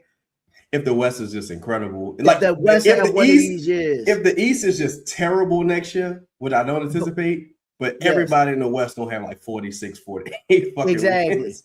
So if it's one of those kinds of years, you find yourself 44 wins and you still right outside the play. Charlotte had 44 wins in a great Eastern Conference, and they picked 14. Absolutely. And then that's insane. If Milwaukee trade Giannis and don't make the playoffs, I anticipate the East being better next year. I do not think Milwaukee is gonna make the playoffs, right? So I don't think they're gonna suck. Not saying it don't benefit them to be terrible. And then with the coaching, like you're gonna somewhat try to compete, try to get some, some good rhythm under your belt. No, it's very possible that like you could find yourself in a situation where both of them teams be like 30-something win teams, damn near 40-win team, and ping pongs bounced around. I think too, one of the hesitancies people have, myself included, is that if that draft is bad, then what's it matter? Like if it's a 1-player draft, then you be like, fuck. Like who got picked 3rd this year? Was it VJ? Ace? No, Ace was 6th. So VJ. No, Trey Johnson was 6th. Trey Johnson really like the forgotten about guy this year. Yeah, but if it's like forgotten, it's like, so there's always a possibility it can land and you got yourself a top pick. Let me give you this example. If let's say hypothetically they do end up with 2 lottery picks, and again the draft was supposed to be really bad, the Zach Ricochet draft and Saw and them, but if you wind up with Saw and Castle, like you find yourself in a situation where that's significantly different. Yeah, I think now I'm looking at my franchise like even in this draft, bro. I don't know if a ton of stars are gonna come from this draft. This might be just a really good role player draft. Like, aside from the top guys, like even with that Ricochet draft, like Edie, so he's gonna top out to me as a really, really excellent role player, like type guy. He's not gonna be a superstar. He seemed like a really good starting center. He reminded me of like Zubac. Yeah, he might be Zubac, right? So that's the thing. I think the only worst case scenario, if you want to call this a worst case scenario, is that you end up in a James Wiseman type situation or Anthony Bennett type situation. The way it's like This motherfucker is Damn, terrible. the year I hit the lottery, yeah, I don't really even want this motherfucking pick. I can't trade it. Like it's just like you just end up in such a weird spot. But you had anything else you wanted to discuss, man? I think I do we have a pretty question much... for you. I got one question for you, to be honest. And it's mainly because a lot of everything we talk about comes down to one or two things. Mm-hmm. How good is Zion going to be this year? What is your expectations for Z this year? Like all of the other stuff I understand, but just Z for himself. I have my opinions on what I thought last year. A lot of people was like, man, he's not, his game hasn't grown, and he all it. Oh, okay, whatever. Dude still averaged. What did he average? 20 something last year, like 21, I think last year. Yeah, 21, 5-5 or 21, 6-4, something like that. Not a great year, very low usage, whatever. Yeah. What do you think Z is going to look like next year? Because, and this is the preference. Mm-hmm. If Z has figured out the help, and can go back to looking like the Z that we've historically seen, mm-hmm. What do you think Z caps out at as a player? I think if I just want to, if you're saying caps out at, I'll say he's let me not say caps out. Like, what do you think Z as the best player next year looks like on this team? I think depending on who they bring in, you got some other higher usage guys. I think Zion could probably be like all-star reserve level. Mm-hmm. Right. Now here's and this is the thing when you deal with a player like this. If Zion starts the season fast, he'll be an all-star probably. Mm-hmm. If he starts the season fast. The thing with Zion historically has been, not last season, because the first two games, Zion was incredible last season. Right. But like against Wemby, against Ja, if Zion can get the ball rolling fast and they can stack some wins, he'll be an all-star. Right? Mm-hmm. I think he'll be an all-star.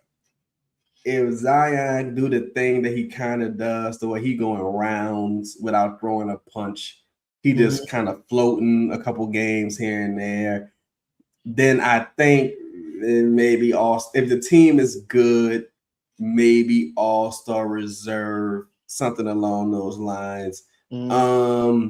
Because if he's gonna be the same exact player, just healthy, then it's like, all right, well, yeah.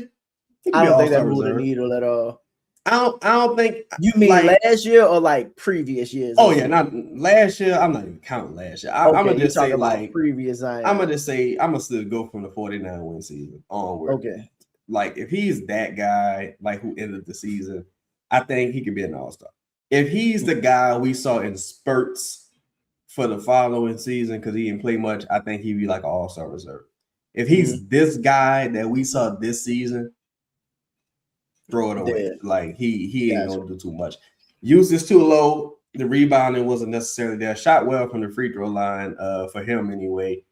Defense picked up in the second half of the season, but the usage got to be higher, and that's the thing with Borrego that was like the most disappointing, because when you got back-to-back coaches that are that bad, it makes it tough to evaluate certain shit. Mm-hmm. Like even with Ja, if Ja hates his head coach, right? He just hates this motherfucker. Head coach don't like him. I'm like, well, did Ja really fall off, or is he just like he just I hate these motherfuckers. Like I'm like by no real metric has Zion fallen off necessarily. It's just like the team has changed. Like you don't have any centers anymore to set screens. You don't have any shooters on the court whatsoever. The usage is going down. The offense sucks. He's parked in the corner. Yeah, Herb playing 30 minutes, bringing the ball up the court. You got Zion just operating out the fucking post like he's 7 feet tall or something. It's just so many weird things have happened over the years that's been mismanaged, and hopefully some of those things are corrected this season. But I think the Pelicans, I think the days of like grab Zion cape is over.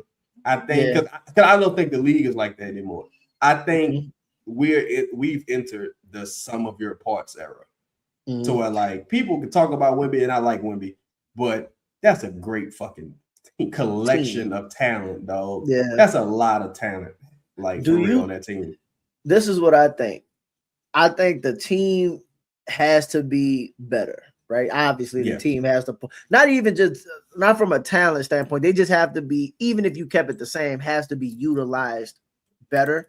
Yeah, definitely. But I think Zion next season is going to have more of those games where, like, he looks like, okay, we got the guy that could battle your guy.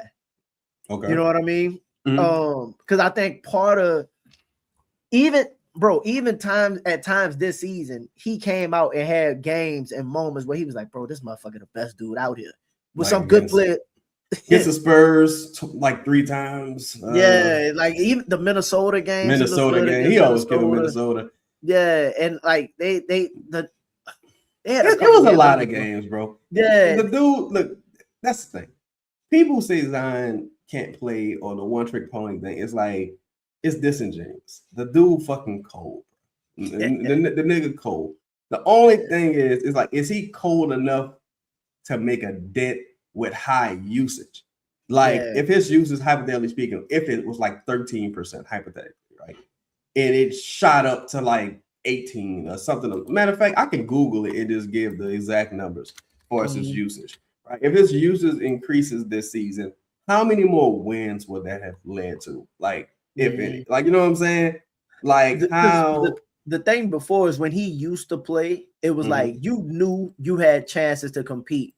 Last year to me was the first year, and the year before a little bit too, but they were more injured than before. But last year was the first year it was like, oh, Z on the court, and it don't really matter as far as like wins and losses. You know what I mean? Because previous it used to be like, dog, if Z on the court, more than likely you're gonna get the dub. So I think moving forward with quality coaching and just like better usage of the roster, I think you'll see Zion look more like the Zion that we know. Zion's highest career usage, right? He averages 29 on his career, but his highest usage in the season was 34.5%. Right? So if you go from 25% this past year to 30%, that's just 5% more. He would be better. Like the team would have just been better. Whoa, what's up with you, Ken, dog? And shout out to Louisiana guy in the building. What's up, Louisiana guy? I say cold water's being put on that room because the Bucks have told teams they plan on being decent next year, and next year's drafting good. Bucks are worried more about 28 and beyond picks, so that sounds more like Portland and them having control. I do think if Zion was at least at 30%, I think this team could have been better. You look at like just watching the games live, bro. There was like stretches, like maybe 5-6 possessions. Zion literally just don't touch the basketball. Yeah, it was just like, what are we doing here, dog? Yeah. It was outrageous this past season, and that's the thing. I wish we could just get some clear cut answers. Like, nah, Zion this ain't good. Like, I would love for it to be that. That way we could just be like, I got the answer. Right, it's time to move on. Yeah, it's time. But like the coaching staff is just so horrendous that it puts you in a fucked up spot. Bro, they had games. Where like you'll be watching the games, and it's just kind of like this dude is playing like, and again, every NBA player, not every, but like Sadiq Bey had the 40-point game. You know what I mean? So you see NBA players go crazy from time to time. Absolutely. But like, bro, and I'm a Z fan, so I'm always rooting for Z, regardless. But I personally think if we do things the way that we're supposed to, him getting another year, and again, like this, bro, Z done been through 5 different coaches already. You know what I mean? Has it been? No, Stan. So Elvin. Gentry, No, Stan, Gentry, Stan, Willie, Borrego, and now Mosley. Shit. You know what I'm saying? Yeah, in 8 seasons. So it's kind of like, I'm just like, bro, look, let's build a good team. Yes. and then we'll go from there. Like, I can't even like I'm leaving. Just generally speaking, I'm all positive vibes going into this offseason, right? I am too. Yeah, like because I think we've been mostly like super positive and optimistic going into this offseason and giving everybody benefit of the doubt. Like to me, it's all really gonna boil down to team and roster construction.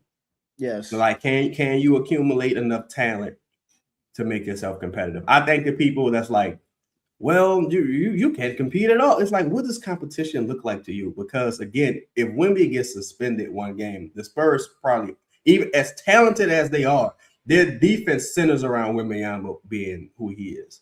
Yeah. Like, if we just saw it last season, when Jokic had to miss some games, the Nuggets weren't good. Like, you know what I'm saying? He had 24 games above 24 points a game. I just think if you build a talented roster, bro, that the margin for error increases dramatically. When you don't got, like, you got Bryce McGowan, so there's no knock on Bryce, but it's like you had got to a point where Bryce was arguably like, he should probably start. Like, you know, that's crazy. Bryce was playing. Bryce was closing. Shout out to you, Mike, my partner, Mike. Shout out to Mike. Man. Yeah, just want to say something from earlier. If everything goes right, I meant it's BI. That's like everything going wrong. Like, damn. That don't sound good. That don't sound appealing whatsoever. I ain't gonna fucking hold you. Like, because look, I always say this. And shout out to Mike. Appreciate you though. Mike, my guy, bro. Mike, my guy that I go to for like most of my information. Yeah, and look, and I'm like this, damn. I'm not saying what Mike's saying. I'm just saying if that's the real evaluation, it's like, man, well, look. like what we do.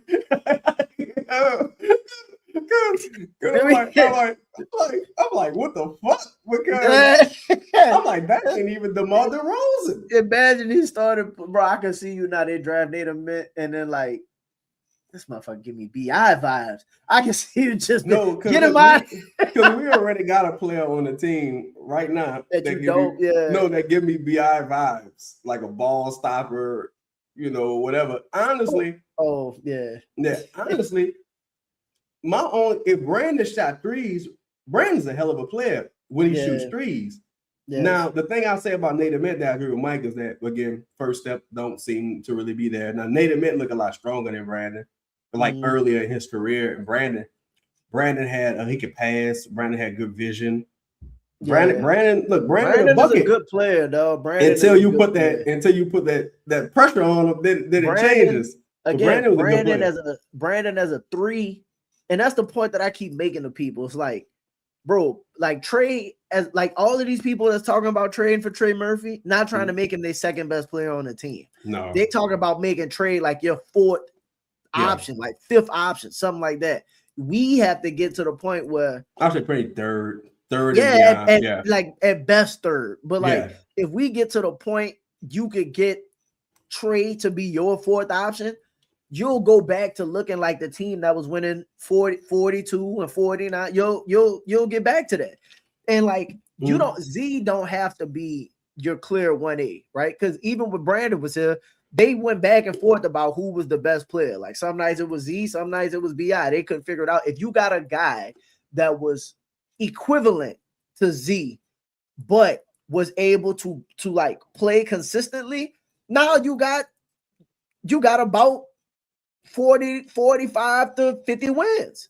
I think if you had another player that was equivalent to Trey, I think you would have. Yeah, just from a talent acquisition standpoint, like I look at Jamal Murray and Joker.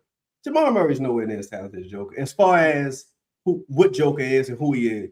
Yeah, Jamal Murray got that motherfucking clutch. He's a dog. When the game is on the line.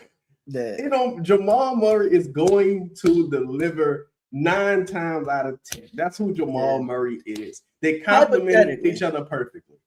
To your point, if we added a Jamal Murray type play, like just say DeJounte was Jamal Murray, everything else being the same. DeJounte was Jamal Murray. I think you're Right. a playoff team. Yeah, because I think in clutch moments, fix the center. Yeah, you're a playoff team. Yeah, I think in clutch moments you gotta a go-to guy that can hit shots from everyone on the court, can pass the ball a little bit, knows how to get to his spots. I just think now Jamal has slowed down a bit, getting older, heavier. Yeah. Like Denver, they say he come into camp in bad shape every year.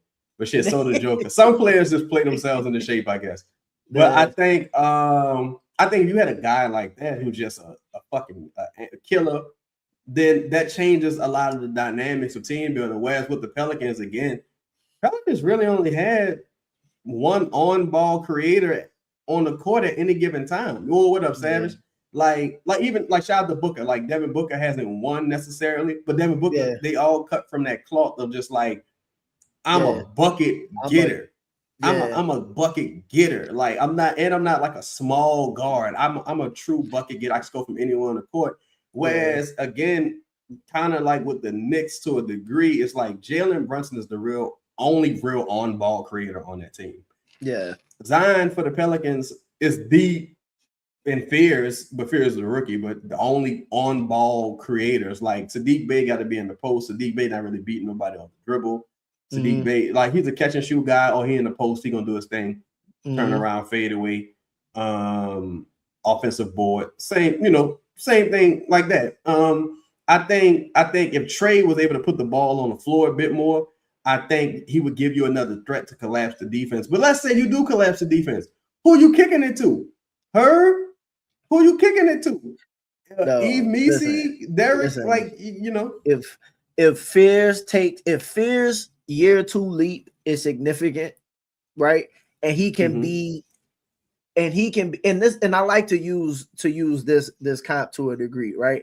Because when Trey was making his leaps, you was like, oh, he wasn't Brandon, right? Like he wasn't. They're two different type of players. Yeah, but he wasn't Brandon. But when Brandon used to go out and Trey used to start, you'd be like, he giving you Brandon production, right? Yeah.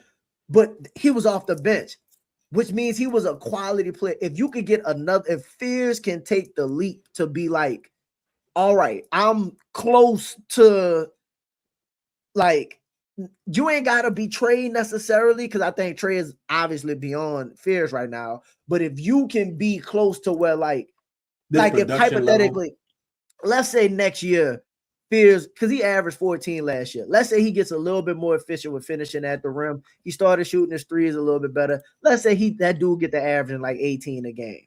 That'd be very nice. Like if Fears was at like 18 a game and Z do what he do and Trey do what he do, now you looking at the team and you like, all right, like now you know what I'm saying? Like that's a very different team. And is him in year 2 going from 14 to 18 really a stretch? Not really. Nah. I was, especially with the finishing at the rim improves, getting to the free throw line. You talk about basically just efficiency improving at that, you know what I'm saying, and being put in more advantageous situations. Yeah, I think if Zion was averaging like 25 next season, which is typically about that's about his numbers. 24, 25. Yeah. Zion's never taken 30 shots a game, 25 shots a game. That's not, even if he averaged 25, it's going to be on like 16, 17 shots. Bro, listen, if Z took, I know Z not taking 20 shots a game, but if Z took 20 shots a game, bro, this motherfucker going to average like 32. He'll probably average about 30. he'll be real. Just being like his level of his efficiency is down, bro. But if he shot the ball 20 times a game, bro, because he don't shoot his jumper, but even if he shoot his jumper, he don't really miss him when he shoot him. So like if Z take 20 shots a game, he gonna average like 29. I think the problem with Zion and the Pelicans historically have been, even with Trey, you got great athletes who don't get easy buckets. Yes, that's why, because to me, I think it's a gimmicky ass play. But the backdoor cut between Queen and Trey, it's an easy bucket. That's why people like it so much. It's like I think it's a gimmicky play. But I think you should have several sets that per game. That should be your offense. Shout out to Kenny. Shout out to Kenny. Kenny Beecham. He was like, do y'all know Zion is like not averaging any fast break points this season. Like he's averaging like one of the lowest number of fast break points this season he's ever averaged. If you watched the Pelicans last year, we were a terrible transition team on both sides. Like just awful in transition. That's how you get the extra 2-3 buckets a game. I That's broke down extra, schematically why we were bad in transition. If you look at good transition teams, how they run the break and like the shit we was doing, it makes sense we were bad in transition. And I think Mosley will fix a lot of those things, man. That's I think that's the part of having like a good coach. And I think him having an off season to come in, implement and you know, training camp, being in shape, putting work in. Come in ready to go, ready to roll. Shout out to Saddiq Bey. Saddiq Bey was awful in transition last season on offense. It was like bad.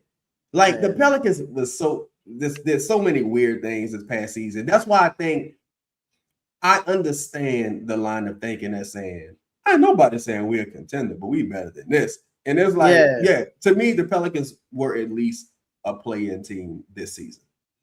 Like, you know what I'm saying? Just at least a play-in team this season. And coaching staff dropped the ball, in my opinion. Like, if, again, Fierce finishing better at the rim, DQ finishing better at the rim, Saddiq finishes better at the rim, Zion getting slightly higher usage, Jordan Poole not getting fucking DNPs for no reason. Herb at least averaging 10 points instead of 8. Listen, just put Herb on the bench. Like, I'm not saying Herb can't play. Put Herb on the bench, start Saddiq Bey, and start a center, and you are a significantly better team. Like, you'll just have more continuity. And Herb can be Herb, Saddiq Bey could do him, and you'll have just consistent size on the court, and you'll be better. Go ahead, I'm sorry. No, I was just looking at the comment up. Shout out again, Mike. Appreciate you, though. But like, again, you could have, bro. The jump could be significant if he do what he's supposed to do. Now, I don't think Fierce is Ja level player, right? Number two pick in the draft. But again, if you go from 14 to 18, I can absolutely see that. I can see Fierce getting to 18. 20 points this season. Fierce putting the work in, especially like you said, that jumper coming along and he's shooting like solid on maybe 4 or 5 attempts from beyond the arc. You know he's gonna get at least motherfucking monster in transition, bro. You know he's gonna get at least 20. Like, and he missed so many layups like this season. Like that dude could have easily averaged 16 this year. Shout out to Chris working with Zion. I like Ayo. I don't think they're gonna be able to afford him. But I think Ayo might go back to the Wolves. But I like Ayo from Chicago. Man. To me, this team, that's the frustrating part. If the team was just trash, you'd be like, I don't give a fuck. But you'd see like the talent, you see like the margin of error not being that. Again, what did I say? I think they blew like 24 quarter leads. Like that's ridiculous. Like, especially for a non-tanking team. Like, that means you were in every game until the fourth quarter at least. And if I go to like the last 5 minutes or last 3 minutes, it's probably ridiculous. You know, that's the part. That's the part that's interesting too, because a lot of if you look at the final scores, a lot of the final scores might 10 points, 8 points, 12 points. Like some of the final scores get out of hand. But a lot of those games, if you look at them, you in the game. 4 minutes left to go, and then the team going to run and put you away. Like, you go back to the third game, Boston at home. You're in that game until the fourth quarter. No Zion. You first game. Zion hits 2 huge buckets, gives the Pelicans the lead. Trey misses his rotation. Then Castle hits a big 3. Now you're going into overtime. Memphis, you led. You led most of the game. A whole game, Ja walks you down. Like, it's so many examples of that. Clippers game, the Kawhi game winner. Clippers game, Kawhi traveled. Listen, if you win a couple of those games, like if you win the first 2 games, like you should have beat Memphis. If you beat Memphis, Z hit the game winner against the Spurs. Like the pull-up jumper was the game winner. The putback dunk. Like it was like the team has some great moments this season. You win those 2 games, and I I know your season shouldn't come down to 2 games and stuff like that. But think about this. Boston started off 0-3 just like us, and then they got came right in and against the got Pelicans. they got right against us, and then was able to right the ship after that. If you get 2 wins early and figure out how to win some of those games again, because you ain't beat no NBA teams in the preseason either. So winning them preseason games might matter as well. No, you lost all of the summer league games, all of the preseason games, and then you lost to start the season. So like you might need to focus on learning how to get some of these W's. That's why, man, shout out to Joe and Troy for getting this front office. I mean, getting this coaching staff. Fuck. Corey Brewer was wilding in the summer league. Corey Brewer was terrible, dog. Shout out to Corey Brewer. Corey Brewer was terrible, dog. And look, that's the thing I was trying to say before the other show. I'm like, you're bad every summer league. This is not a coincidence. The last you're playing against other rookies with Nard Jackson Hayes. The Nard Jackson Hayes summer league. It's like at this point, you've seen Willie have a bad summer league. You've seen Borrego have a bad summer league. No, they were good that summer league. I'm sorry. Trey no more good that summer league when Willie went and coached. When Willie went and coached, Trey. I don't even remember it. They did well. Trey, Najee, all of them. But again, your head coach was coaching summer league too. And this how you know motherfuckers. This how you know motherfuckers was tripping too. When they was in Australia, and Kevon Looney did this weird thing and injured himself. I'm like, all right, there's no control here with this stat. Like, y'all niggas have too much fun. That's why I don't like these foreign games. Motherfuckers like, no, I don't need to see your bag. I need to see you play how we gonna play moving forward. And I think it'll be all right. Yeah, the one thing I hope from Mosley, I hope he take away some of the freedom that they've experienced. Sometimes you can be too free. You want to talk about a cuff? I need Herb in handcuffs. Herb don't need no type of motherfucking freedom. Man, you know what? Nah. Herb gotta get off the team, dog. Like Herb gotta get off the team, dog. I can't. I don't want to have to go through another season watching Herb. Dog. I just can't do it. Like, cause you don't know how many times I was had a fucking aneurysm watching him. Like, what if he? Why did he do that?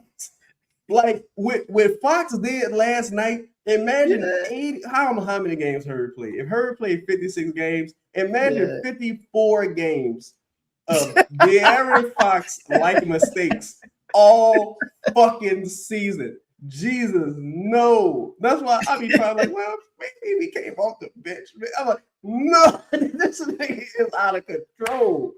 That's like, all I hear is they win their minutes. Listen, would you rather have Herb Jones or Jose? Jose had some of the moments too. He did. But Jose is a marginal player at the end of the day. I think Jose was too free. I think the reason Jose is like Mike Brown during the regular season gave Jose a little room to be Jose. Yeah. See, when the playoffs came, Jose wasn't playing a lot, but when you do get on the floor, your what we need you to do is like there's clear instruction in what Jose get to do. In game 3, there was in game 3 that whole one time. There was a fast break opportunity. Jose was the first one back. Yeah. Jose got the ball. It's like instead of him waiting and setting up the offense, he's like, well, I got it. I'm here. We're in the garden. Man, Jose shot that shit for the left wing, then pulled it. It's like 23 seconds left. I was like, oh no. After that, Mike Brown was like, come here. Yeah. I remember that. But I think he was feeling himself. I think Herb a marginal player too. I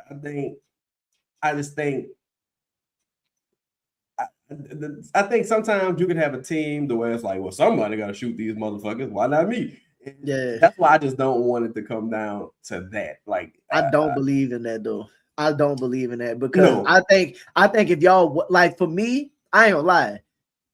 If they weren't so like Zion would shoot 20 shots because I would have it to where like only certain people should be touching the ball. Like Trey, like you could never continue to play if you looked off Trey for 3. That's how I feel. if you not Zion and look off Trey, like no, dog, come here. Like you can't. You shooting 29% from 3, bro, and you looked off Trey Murphy. Even Bro, if Trey having a bad shooting night. there was so many times last season, and I don't even want to keep talking about last season. I will go back to positive vibes, but there was so many times last season, even like running a fast break.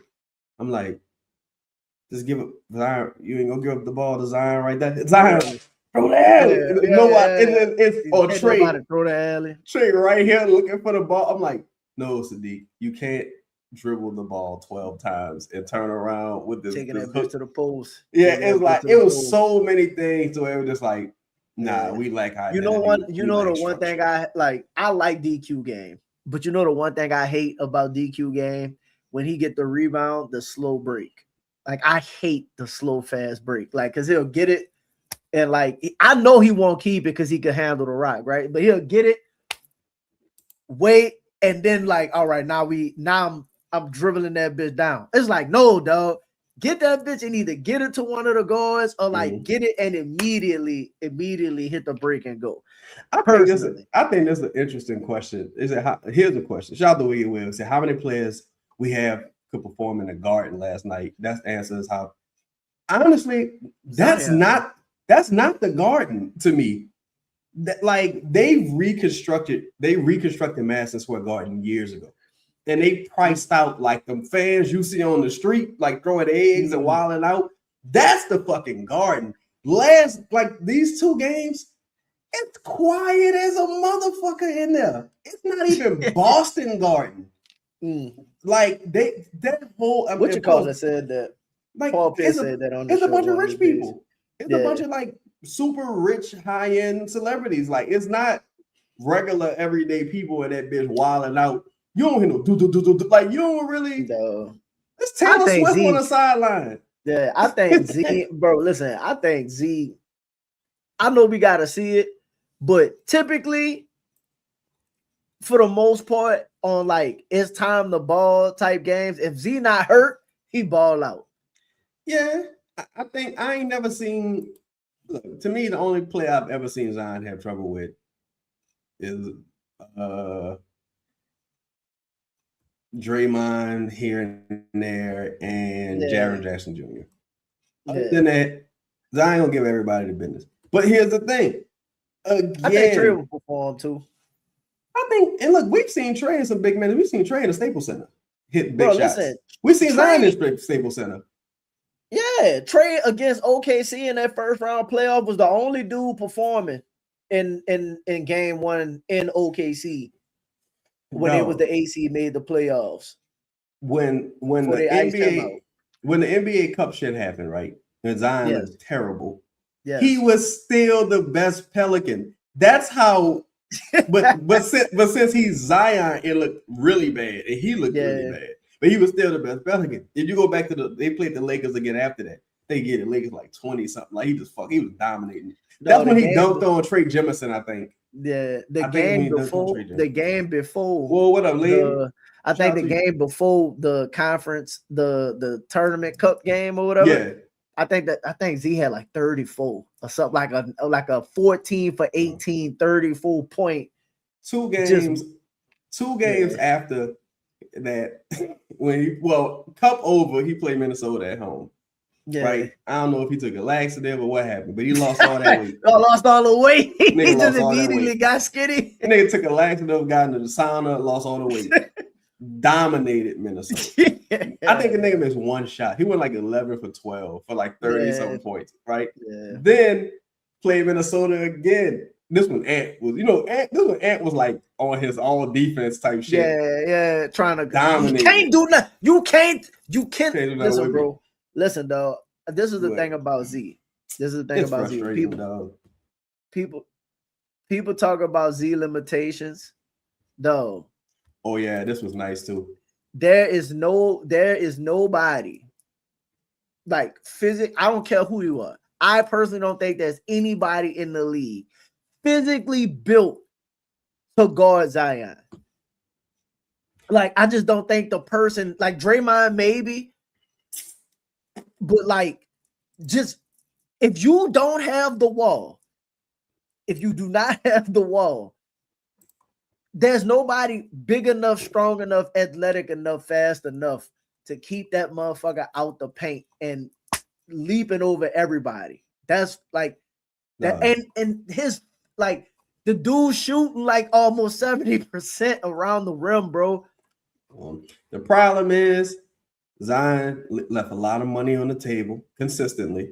Yes. Consistently left a lot of money on the table. Yes. And the team has to add talent, and you have to probably overcompensate to a degree with talent because you don't know what you're getting from Zion traditionally.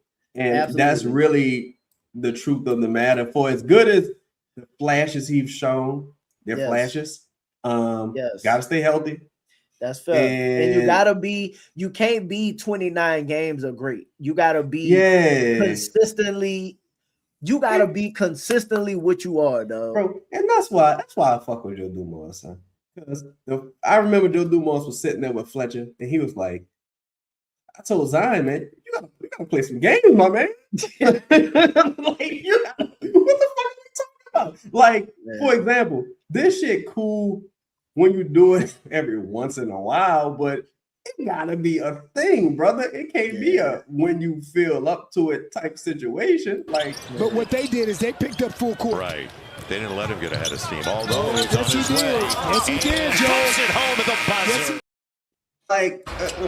Alvarado off a hard screen by Misi. Dunks it off Williamson. Goes down hard. Nigga got up from that and dominated. No, you know what game I watched the other day? You know what highlights I watched the other day when he gave Minnesota 40, the 40-something game at home. Bro, that was the game, I think, right after the Cup game, I think. It looked exactly like he looked exactly the same. Everything at the motherfucking rim. That dude looks so explosive, dog. That dude looks so explosive. And he got flashes when he show it. It might be similar to the job, where like the injuries might have took his toll and the weight and all that. He might not be as explosive, but I'm interested to see if he still got that this season. That's what I'm interested to see. Because if he still got that, I think he still can yam on motherfuckers and do that. I just think with him, to me, he one of them people that like I gotta play consistently to like. You know, get myself going. Rhythm. Like, Z guard. Stewart on the receiver. Look at the scope. Detroit beating the piss out the Pelicans. That was this year. Yeah, no, that was last year, wasn't it? Was it this year? I don't know. I know the team is bad, so it could have been either year. I don't know. Because I don't know. I don't remember if Z played Detroit. Because I think the purple was this year, if I'm not mistaken. Okay. The purple might have been this year. Dog, come on, give us the 43 highlight game, and then we can get out of here. 43. I don't even know what that's at. That's on YouTube, dog. It's on YouTube. I see. Bro. They'll shut down my stream. Really? They shut down my shit last time when I was watching Zion versus Spurs, hating bitches. But man. Well, I'll just say this. Zion got a lot of pressure on him. Trey got pressure on him, less pressure, but pressure on him. Everyone's under pressure except for probably the younger guys. Queen gonna always have pressure just from where he was drafted. But what's your favorite Zion game? Zion versus Minnesota at home. This nigga hitting threes. He was dunking. No, that's the game. That's the game when D'Angelo Russell was like, he's playing football. Yeah. Oh, D'Angelo Russell sound like a buster. Physically dominated, bro. And Rudy shook. Rudy was like, he's throwing his elbows when he goes up. But here's the thing: as much credit as I ain't gonna say credit, but as much like respect as I want to give his game, it still flashes in a pass. The other one though. Versus Phoenix, when I'm like, man, the Suns about to kill us. The game back, man. This dude, this dude was fucking over Phoenix like his first couple years. You got the 360 game, you got the game, the 5 block game when he hitting middies, he just acting a donkey. You got the Zion versus the Lakers, just acting a donkey. Like Antonio Daniels, no, yeah. Oh man, like but. Dude, cool, right? It's just again, the roster needs some upgrading, but the roster not far. Hopefully, Jamal Mosley can help maximize some of these guys. And Zion, he working in the offseason right now. Hopefully, that work translates. We've seen almost everyone working. So hopefully it translates, and hopefully this Giannis shit is over soon, so we can get the dominoes falling, man. We're gonna get to a couple star questions. We gonna get out of here, man. Shout out to everybody in the building. Make sure y'all hit that like button. For sure. Michael Morgan, my dog, he said, what about moving up in the second round? You think Brazil make it to the second round? Nope. I think people are starting to get too high on them. Nope. Yeah, I think the measurables. I saw a mock today had him late in the second, so I don't know. Ooh, no, I think it is. I think his personality might be a little off. He give me a little bit of Cam Thomas feel. He give me a little bit of like Sohan mixed with McCain, mixed with like I don't know. But if he could play and keep his head on the shoulders, then he would be a hell of an asset to somebody. Yeah, hopefully he ain't Christian Wood. Now that's another thing. You could easily be Christian Wood. Christian Wood had some good years though. Christian Wood was cold, but Christian Wood was crazy. I mean, you need a Joe like that. I mean he was crazy. Like what's the other dude, man? The dude who just retired, Larry something. He got all that money. He saw the goggles play for the Bucks. It's Larry something. Chat, y'all know who I'm talking about. He dark-skinned dude, goggles, played for the Bucks, had some game. Remember. I think his name was Larry something. He was cold. But off the court, he was just crazy. He doing all kind of wild shit with dogs, like just tripping. Like that sounded wild. But I can't. dude was tripping, bro. When like I don't know, he was tripping. Somebody gonna say his name. Larry Sanders. Thank you. Larry Sanders. Yeah, Larry Sanders was cold. Larry Sanders was out of his fucking mind off the court. Like I don't get doing some wild shit with dogs. I mean, but shout out to him. I think he has a mental health issue. So shout out to him. I don't mean to disrespect. You know, I hope you're doing well, Larry. Uptown Kid again. He said, any chance of getting the Kings number 7 pick? Would the Kings attach a pick to share salary if they did trade it?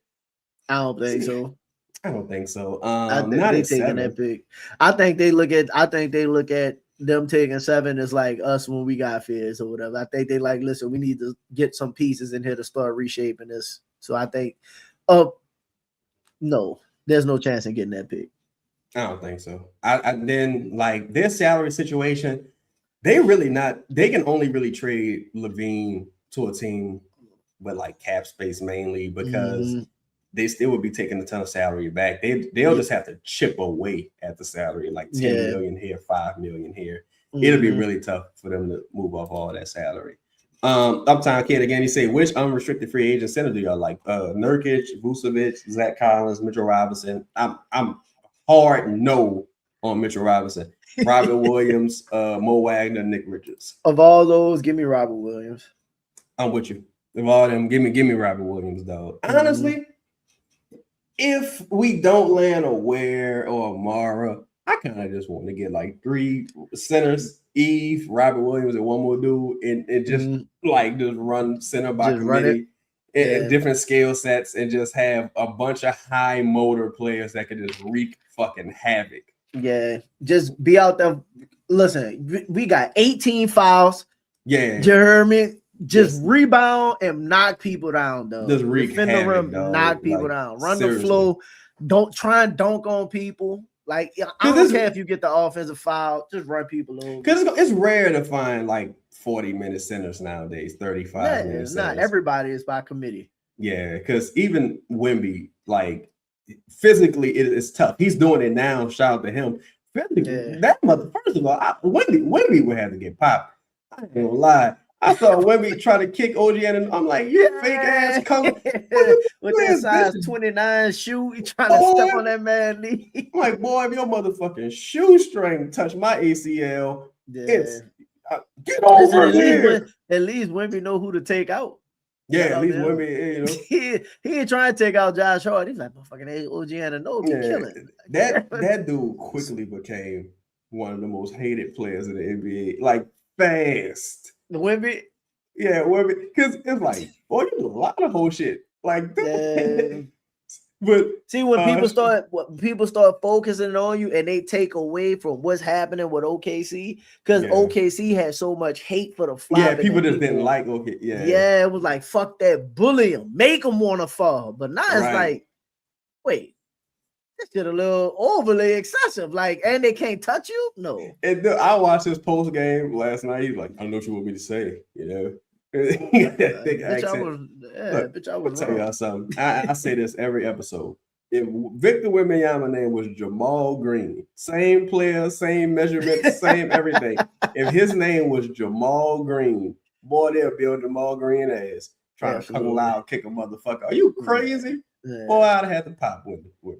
But I agree with you, Robert Williams. Yeah, I like Nick Richards, but Robert Williams. Say Lala said we not moving Trey. Still possible, I think. I don't think so. I don't think so. I don't think the opportunity to move Trey is going to be there. To be honest, do you believe that Boston, to the report today that Boston open to it?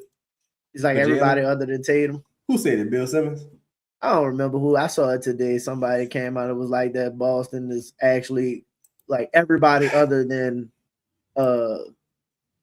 Tatum is, you know, they're taking calls on or whatever, basically. Yeah, I believe it. Okay. I believe it. Because they gotta retool anyway, to be honest, because they're not good enough to win right now. Because I certainly think that rumor came from Boston as far as with the Jaylen Brown shit. Why are you throwing the Pelicans in the mix? That's such a random team to be in the mix, right? I think, and I was told that came from Boston. So my thing is, you would have had no incentive to put that out there unless you try to signal you open for business. Right. Maybe someone blows your socks off and pause, and you just like, let's do it. You know what I'm saying? Shout out to Kevin. He said, "Yo, Joe and Troy don't release much. I think this stuff is smoke." They certainly don't release much, though. They certainly don't. Because motherfucker was saying they 100% thought Steve Hetzel was going to get hired. And Steve Hetzel is working the AutoZone. Like, I don't even know where Steve Hetzel is at right now. Maybe back in Brooklyn. Might be going back to Brooklyn. And it's funny because some of the Brooklyn people are like, oh man, we don't want to lose Steve. Don't want to lose Steve. Like, don't worry about it. You're in no danger. What'd your boy say? Rest in peace, Teddy. Like, no, you're good. You're good. Yeah. She is. And you know, it's interesting that like, and I think all of the interviews were good interviews. You know what I mean? But like Hessel going back to his job. Okay, you see Borrego not really considered anywhere else. What's gonna happen with him? Borrego. I don't know. He might be an assistant in Chicago. That makes sense. But you say Rondo. Like Ham. Rondo kind of fell back into wherever. Ham fell back into like obscurity. Wherever. Yeah, so it's kind of like I think they did their due diligence. They did a good job, but it's just kind of like I think like to the point of the comment though, it's just like everything is just smoke. Like nobody knows. Because even with the Sweeney hire, I ain't lie. I think that's a very questionable hire for Orlando. It's similar to Jamal. It's similar to Mosley. It's like offense was your issue, bro. And unless he go and bring some guru with him, maybe he learns something. It's like, bro, if you're gonna run into the same problem Jamal Mosley ran into, you need better players. Like you need Isaac can't be sitting on the bench making $12 million and the nigga not really playing or contributing at a major level. Goga not contributing. KCP was a bust. Like, Anthony Black up and down. Maybe you could get some help, man. Maybe they could get some help. But fuck Orlando. Yeah, fuck Orlando, man. Just fired our motherfucking coach. Niggas beat for life. Yeah, respectfully. Yeah. And y'all always beat us. If y'all let us win every once in a while, I'll fuck with you. Absolutely, yeah. Well, I plan on getting that W next year. Oh yeah, we're gonna sweep Orlando next year, hopefully. That's another game. I don't even want to go there, bro. That's another game. We're gonna beat the dog shit out of Orlando next year. Why? We should have beat Orlando this year. But Twitter say B Penton, I'm sorry, say Twitter wasn't a big fan of this, but Corey Kispert salary and pick 8 for Herb And the Milwaukee spot, pick Mara, and you have real foundation. I don't hate it. Yeah, I know people was like, so you're gonna make the deal for the only thing is I don't want to give the Milwaukee swap. I don't want to give the Milwaukee swap up just to get the 8. You know what I mean? I would need to know Mara was right there. Yeah, that's what I'm like. If you telling me, like, I need to know. I can't do the deal until I got my guy. That's all. Shout out to the good people, man. I heard the Pelicans love Mara. Like, I heard they love Mara. It's just, can you get it? But here's the thing too. Pelicans got their own future first, and truthfully, their own future first are more valuable than with the Bucks. Just to be real. Yeah, honestly, if everybody tooling up a 28, listen, I give you the lottery protect. Not a lottery. I give you a top 8 protected. I give you a top 8 protected, a top 5 protected, whatever. Give you a top 5 protected pick. Let me get this pick this year. Or look, you could get creative like Indiana did when they traded their pick to the Clippers. You could put all kind of weird protections on that Milwaukee pick. Like if it fall between this and this, you can have it. Listen, if it's top 5 or 17 and back, we keep it. Anything in the middle, you get it. Like if you the Pelicans, this hypothetical, because I don't know if Milwaukee would do this, but or any other team, hypothetically, you could just be like, all right, well, look, we're gonna take the top 4 protection off, and we're gonna make it just I get the best pick, Milwaukee and Atlanta get the worst pick. Or like, I'm sorry, you get or you can expand the protection to where Atlanta, I won't keep both picks if it lands in the top 4. Maybe I will just make it to where you get the best pick and I get the worst pick. Like there's other ways you could tweak it, like without giving them full ownership of that pick. Of the pick. Yeah, you know what I'm saying? So that's some things you could do. Shout out to the homie Cole, man. Make sure y'all check out his show, Jock Talk 504. Cole say team interested in DeJounte, Bucks, Toronto, and Houston. Hey, sign me up. Yeah. Send them out the country, man. I'm ready to move. I'm ready to move on, though, because like Rich Paul, I'm sure you working, but your man's Fox, he had a rough night.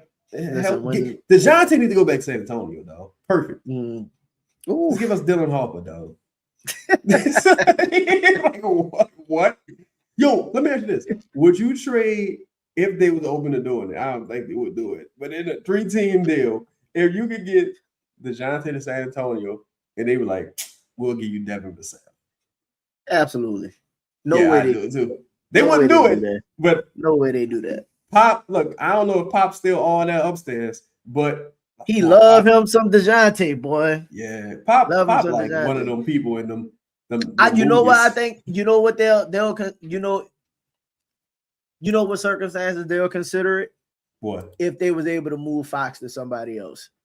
That's what I mean. Like if they get, let's say they said Fox to a 3rd team. Like, I think they would do it. I think they would do it. Yeah. Like let's say hypothetically speaking, if they're like Fox to Toronto, quickly to New Orleans, DeJounte to San Antonio, something along those lines. But you found a way to get like Vassell, some kind of mechanism. If it was like DeJounte to San Antonio, though, Fox makes so much money, though. He make way too much. It's hard to even. That's what I was thinking. I was like, even quickly make buku money. It's just hard to really. A 3-team deal with Fox money is boy, somebody gotta love Fox say that deal. That'd be tough. Or like what they said, one of the videos said earlier, they're gonna have to throw a bunch of picks at somebody to take Fox because he got $50 million for like the next 4-5 years. That shit. I don't know if they got any Atlanta picks left, but they better attach. If they do, a lot of teams don't even have a salary to trade back to take Fox. Nah. That's why really what would it cost you to take Fox? I can't take Fox just because of Fizz. I don't got enough bad kind. All right, here you go. What would it cost me to take Fox? Okay. I need you to take her, and I want a first for him. That's one first. Picks ain't listen. You getting all the picks. I don't think they're gonna give you more than 2 to take Fox unless they just hate his guts. Because you can just not play him. It is their Rich Paul to do something about it. That's $6 million. That's $60 million at your cap though. Like the 60. That's what I'm saying. Like the 50.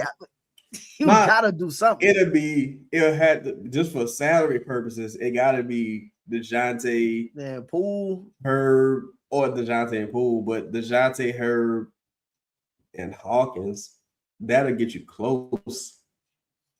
Like that'll get you close to like 50. I need about 3 first. I ain't gonna lie. There's no scenario I do it. The more I think about it, there's almost no scenario I do it because I could just be like, all right, DeJounte, I'm gonna just like if I wanted to be a dog about it, I could be like, look, this about to be the worst year of your career. Yeah. I'm not playing you. You about to steal some money, right, DeJounte? No, you know what to do. And I'm gonna make it so bad to where you just opt out to play out. You know what you gotta do? You know all you gotta do? Start Fizz. Yeah, start Fizz, right? And then look, if you really want him to try to opt out, just play the game super raw. Start Fizz, sign Cole Anthony on the vet minimum, and play both of them over DeJounte. Like just you better win. Do the phoniest shit ever, right? Yeah, and just be like, cool. You will keep dealing with this, or you go opt out this player option because we got a couple. We about to draft the point guard too. We about to really just make this. Man, Darius Acuff is on the way. Yeah, Acuff is on the way. We about to make this hell. So what you trade for? Man, we trade for 5. Acuff coming in. Acuff and Fizz. We starting them at the 1 and the 2. So you gotta just find. I mean, I don't know. It'll be tough. If he did tell teams I'm willing to opt out and take a shorter term deal. I think a lot of people gonna end up doing that. I think that's gonna be the way. Yeah, I think you'll find more suitors. Uptown Kid in the building. He say, would it be surprising if Eve starting center game 1? Yep. It would surprise me, but it wouldn't shock me. Yeah. Yep. It'll surprise and shock me. I think if Eve was starting, because if you sign Robert Williams, I still don't know if he starts. Shit. Because Robert Williams, like, you still don't be playing no fucking games. I'll say this. If they draft the center, then the center starting. Even if they draft him in like the 2nd round or something, you think? Like if they draft Luigi, you think Luigi start? I don't know, maybe. I think everybody like that center position, you got to battle for that position, bro. I don't think nobody's is just entrenched in no roles. I'm gonna have to find out how the team feel about Eve. I don't think nobody's entrenched in no roles. I think they don't mind Eve, but like I wouldn't just guarantee. You're like I didn't draft you. Yeah, I wouldn't just guarantee you don't start in the spot. Like no, honestly, boy, I heard. Man, I don't even want to say that, but. Not this is got nothing to do with Eve. This is something else I heard. But I only 2 people I'm guaranteeing starting spots next year. Zion and Trey. And everybody else got to get it how you live. So far, Sadiq Bey, you got the best odds for the 3rd option because I respect what you did last season. You balled out last season. Not guaranteeing him no starting spot. But I ain't guaranteeing you one. Fuck no. Dog, listen, I like Sadiq Bey. I personally believe if Sadiq Bey is your starter, you can't you're not gonna be not gonna be a good team because he could spot start for you and it'll be fine. Yeah. But I don't think you can come into the season with Sadiq Bey penciled in as you're starting whatever. You need it's a little too high. You gotta upgrade. You gotta upgrade Sadiq. Sadiq Bey coming off your bench makes you a better team. I think if I could replace Sadiq Bey with a shooter or another on-ball creator that makes quick decisions, I would feel better. I like Sadiq Bey though. Hypothetically speaking, if Sadiq Bey was my 4, if I could upgrade Sadiq Bey with John Collins, for example. Yeah, I do that. I think it makes sense. And then it's just a more functional player. Yeah, have Sadiq Bey come in and spell Zion or Trey and give second units the fucking Blues. But Sadiq Bey, man, Sadiq Bey had an incredible season, though. Shout out to Sadiq Bey. Incredible bounce back season. That was a very good acquisition. And our dog Cole, man, he say, would y'all get Vassar? Or I think it's North Carolina dude, right? Yeah, Henry Graves. I'm not too familiar. I probably go with the big man. At the end of the day, I'm going with the big. I think if you improve your perimeter, like if you had another like real big starting next to Eve, like if it was John Collins hypothetically, I'd be like, yeah, I don't mind starting Eve because I only expect Eve to play like 25 minutes anyway. Like, that's why if I go with the two big lineup, I don't mind starting Eve, which is why I'm like wearing Eves or whatever. But Eve by himself, I can't do it. It would be too tough. It would be asking too much of him too, like because we're in year 3, you're a project big, and you got it. He'd have to take a significant lead. He's another guy to me that, boy, if Eve take another step. He got to take another. He got to take a significant lead. Like because I felt like last year he took a small step. If he take another like step and trend in that direction, I'm like, all right, you're a surefire. You deserve at least 20 minutes a night. Like you deserve at least 20 minutes. Whether you get it or not, we'll see. But you deserve it. And now I feel more comfortable. But I do think he's trending in the right direction. Hopefully it all pans out. But I think so. I think he could be a rotational piece. Yeah. And if they're asking for a first for him, they like him. They might, I don't know if they love him, but if they're asking for a first for him, as been reported, and we heard the same thing last year, they like him. Yeah. Thanks. So shout out to everybody in the building, man. Make sure y'all hit that like button. L, tell the people where they can find you at, brother. Y'all catch me at Pels in the Blender on YouTube, man. Appreciate everybody for tapping in for sure. And Just A Davis on X. Make sure y'all like, follow, and subscribe, man, for sure. Man, y'all know me, man. Number one Pelicans critic, you know what I'm saying? Just doing it major. Hoping, we just all positive vibes on this show, bro. We hoping for the best for the team. Think the team gonna show up and show out next season. Man. So just looking forward to the season. Looking forward to the Pelicans making some moves. Looking forward to this NBA Finals wrapping and finally being over. We're gonna end this show on 2 high notes. But what they did is they picked up full court. Right. They didn't let him get ahead of steam. Although yes, he did. Yes, he did, Joe. It home at the buzzer. Yes, he did. Fuck out the way, Nash Reed. What you thought you was doing? Z go. Well, Zion hating niggas with dreads. But that's the day show. We out. We out, y'all. Peace.